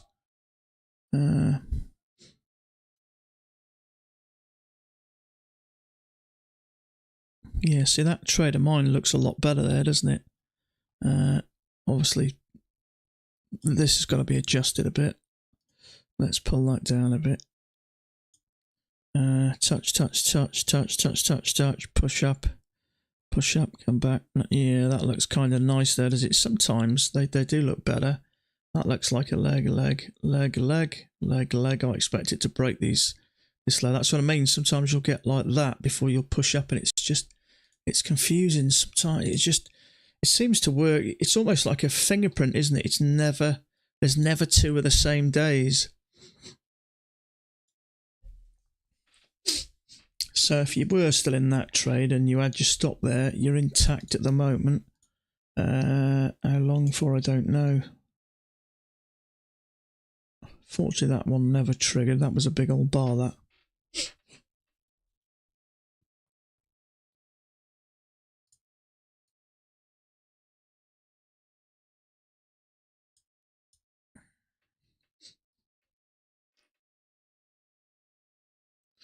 You like the fail second entry short?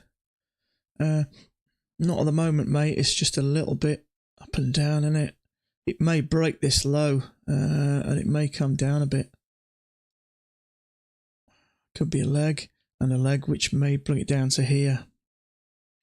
I'm thinking about going along. I would much prefer to do it here, or at least on top of this, the top of this bit of a range. But it might work. See, the best failures really are when they're trapping something. It just, you may say there's a second entry short there. So, but the trouble is, if you took a short there, you've already got a couple of points out of it, so I don't know, mate, really. Times like this where I think it's unclear, I think the best thing to do is just to sit and watch. As frustrating as it is. But sometimes I'll pop back for an hour in the evening now. Now I'm not revenge trading. I used to stay away in the evening because I used to come back sometimes. But sometimes I'll come back and just sit at my computer, and it's a bit more relaxing in the evening. Sometimes it gets a bit easier. Triple top, I'm looking for a lower high to go short. Yeah, at the moment, because we got this upward momentum, I can't be thinking about shorts at the moment. See, there is a possibility that we could have a leg and then a push up. So it may bounce once, twice, maybe we get 3 bounces, I don't know. If it's not really clear, for me, I tend to just try and stay out of it now. It's easier said than done sometimes because you've still got that desire to want to get in and make some money. It's not a good fail second. Yeah, I mean it may work, but I mean the second entries really are that type of ones. There's a second entry short there, so there's probably going to be some traders in there. So when it pushes up like that, that's the type of failure I like. I'd expect them to push above. Once it breaks above that possible shorts, then and it starts to move up, that's when you get a bit more momentum. But at the moment, it's a bit sideways. It could trigger, you see, and then come down to this level, stop you out, and make a perfect measured leg, and then maybe work up. Or it could drop to this side of the channel, or it could drop. But for me, this is where traps occur.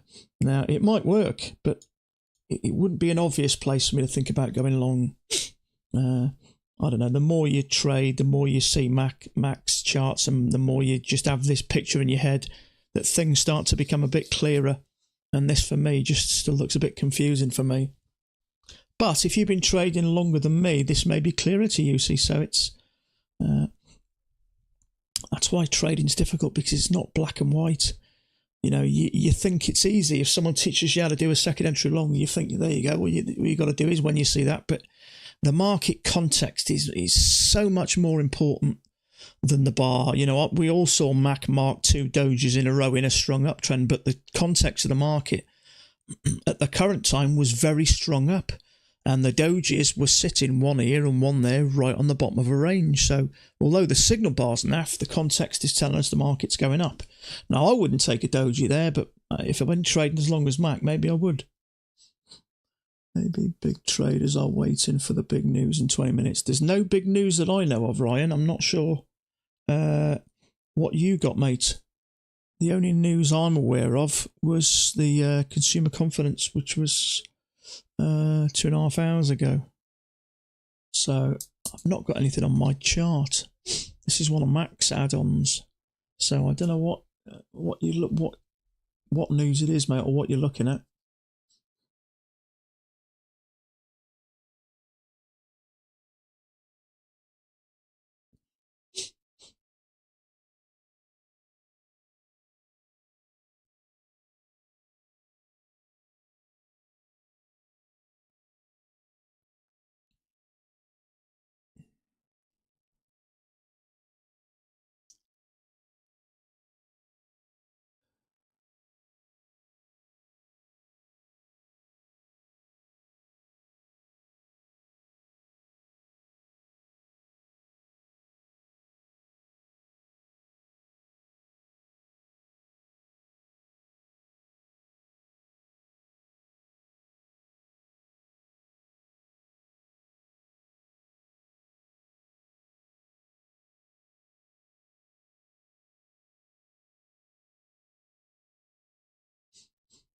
Three closes below the EMA in a row.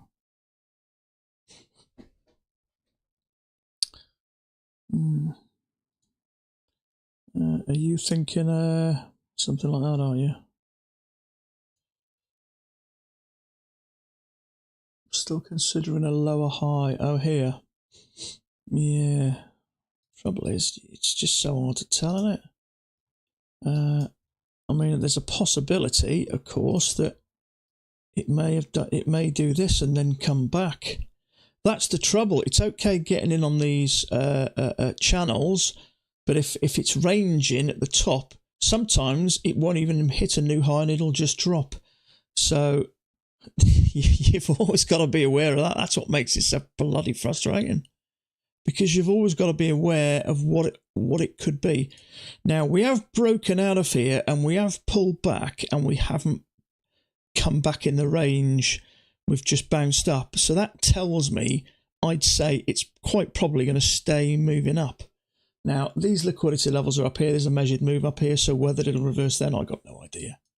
I know it's just frustrating when it's unclear, isn't it? Bit of sideways, but when the volume's this low, the whole market's just going to be slower, isn't it? I don't know if anyone's trading the NQ one and that's any better or not. But we have still got this nearly 500 orders up here, and that's been there for a long time. So I would expect that to get hit. But whether it does a bit of this first and then does it, I mean, we could end up doing something like this, right back to this line. It's possible.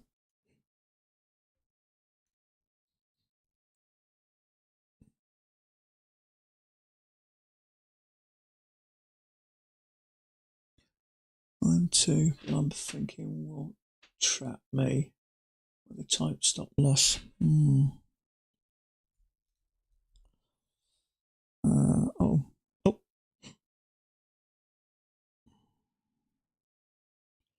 Put a spike up and down there. I think Daniel might have traded there.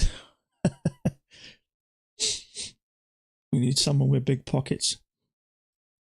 There you go.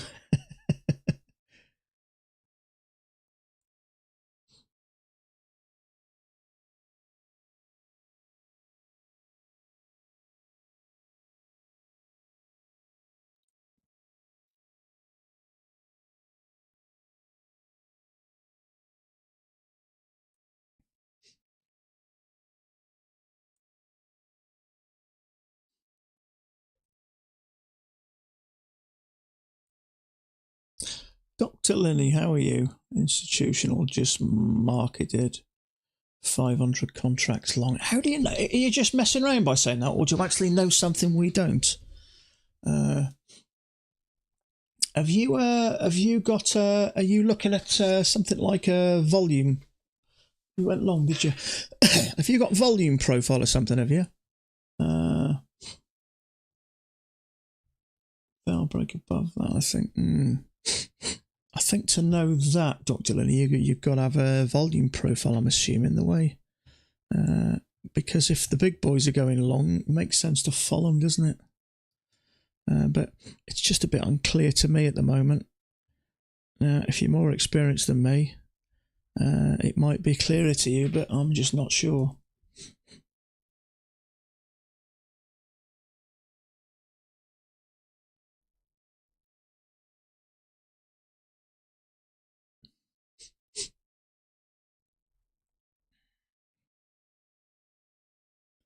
Intraday, TS timer and sales panels.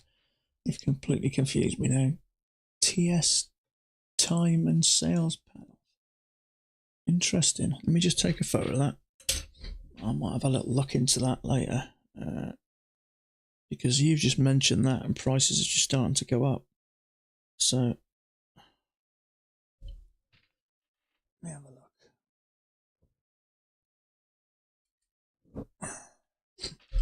Filled it for over 50 lots. Interesting.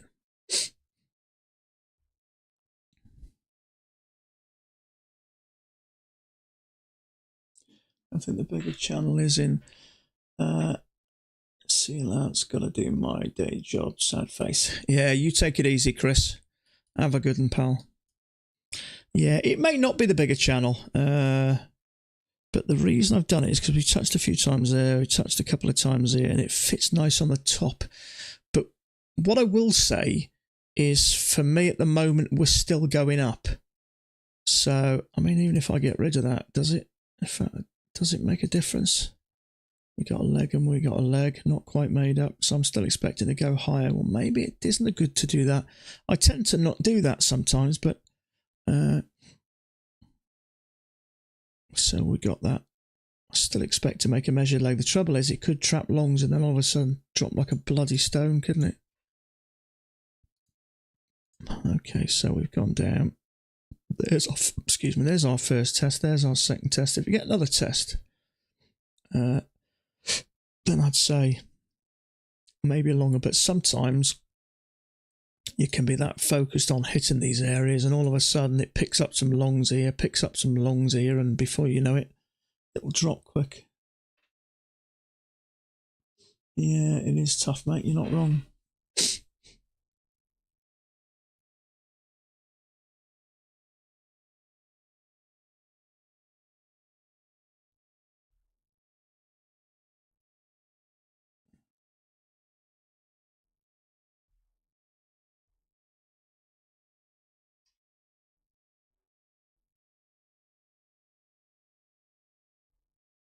To me, prices retested the first channel and went sideways for an hour.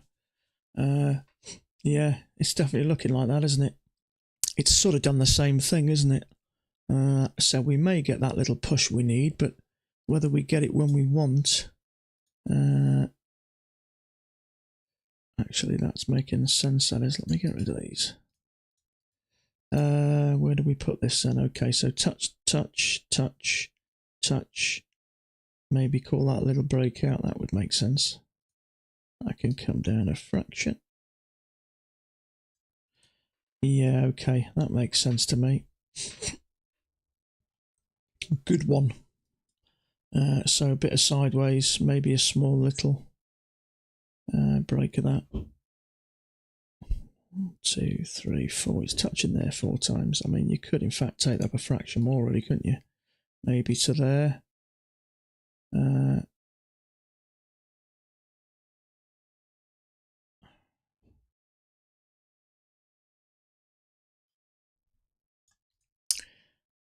If we didn't have that little bit there, I'd say that was quite nice, but I think it's probably a little bit lower than that. Let's leave it there for now. So, if it continues, then maybe I will drop this bigger channel back in. Legs to go longer, and longer than legs to go shorter. Today I am looking to go long only.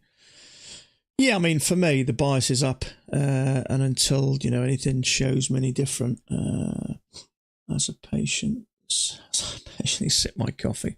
I've had to give up the coffee. I'm wired enough as it is.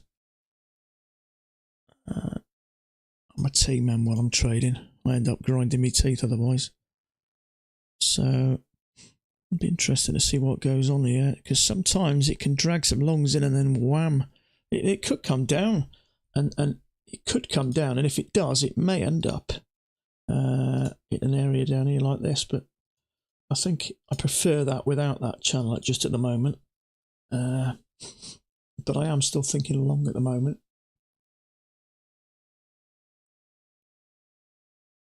In fact, I think I'm probably going to knock it on the head there, guys. I've been going 3 hours and 20 minutes. I might come back later for an hour and have a look. But I'm going to go and have me tea, I think. So it's been a bit of a funny day. I'm down $50 minus fees, which is about $70 per account, which is not the end of the world. Shame about that one. I thought that was going to be okay. If that had gone for an extra couple of ticks, I'd have had that one. So it would have worked out okay in the end. But it's one of those things, isn't it? But yeah, I get what Daniel's saying about pushing down and then pulling up and then dropping again, which it never did. It just inched over and then slowly came down. It inched over, pulled up a touch. But it's much better when it drops well below the EMA, then comes up. But it didn't. It just went sideways, went up a bit, and then came down. So it does make that a little bit. So I'm going to leave my chart like that. And I'm going to maybe pop back for an hour after tea and see what's occurring. So I appreciate all your comments. Sorry if I blocked a couple of people earlier. I don't know, sometimes if the conversation just gets too off base, it just, I don't know, someone's saying this, that and the other. But if people are just putting, it's not this, it's not, you know, I take criticism all the time, and I take positive stuff. Someone mentioned me doesn't think that trend's right now. They look at it, and I agree, so I've took it off. Someone just mentioned it looks like it's going sideways, and I agree, so I marked it. But it's when people say, no, it's not this, it's not that, it's not this. You know, I like it when people make suggestions. That's fine. I don't think this, I don't. But sometimes the stuff just gets negative, and you know it's getting negative when it starts to annoy you. And there was a couple of guys the other day just going on and on and on. And in the end, I'm thinking, look, just, you know, have a little comment now and again, but focus on what you're doing. But it's nothing personal, you know. I don't know, maybe if you're one of the couple that I blocked, maybe if you just message me in the WhatsApps or something and say, look, it wasn't your intention, blah blah blah, then, you know, it's fine, I'll unblock you. But it's just if the conversation turns into sort of a bit of bickering, it's just, I find it a bit negative. So it's you know, it is what it is. But you know, if a couple of people that I have, you know, just block the comments, if you know, if you want to message me and just say, I didn't mean it, blah blah blah, it was just the way it is, you know, then that's fine. I'll just undo it. But you know, the guy said about, you know, it's just your ego. I haven't got an ego. I'm my own worst critic.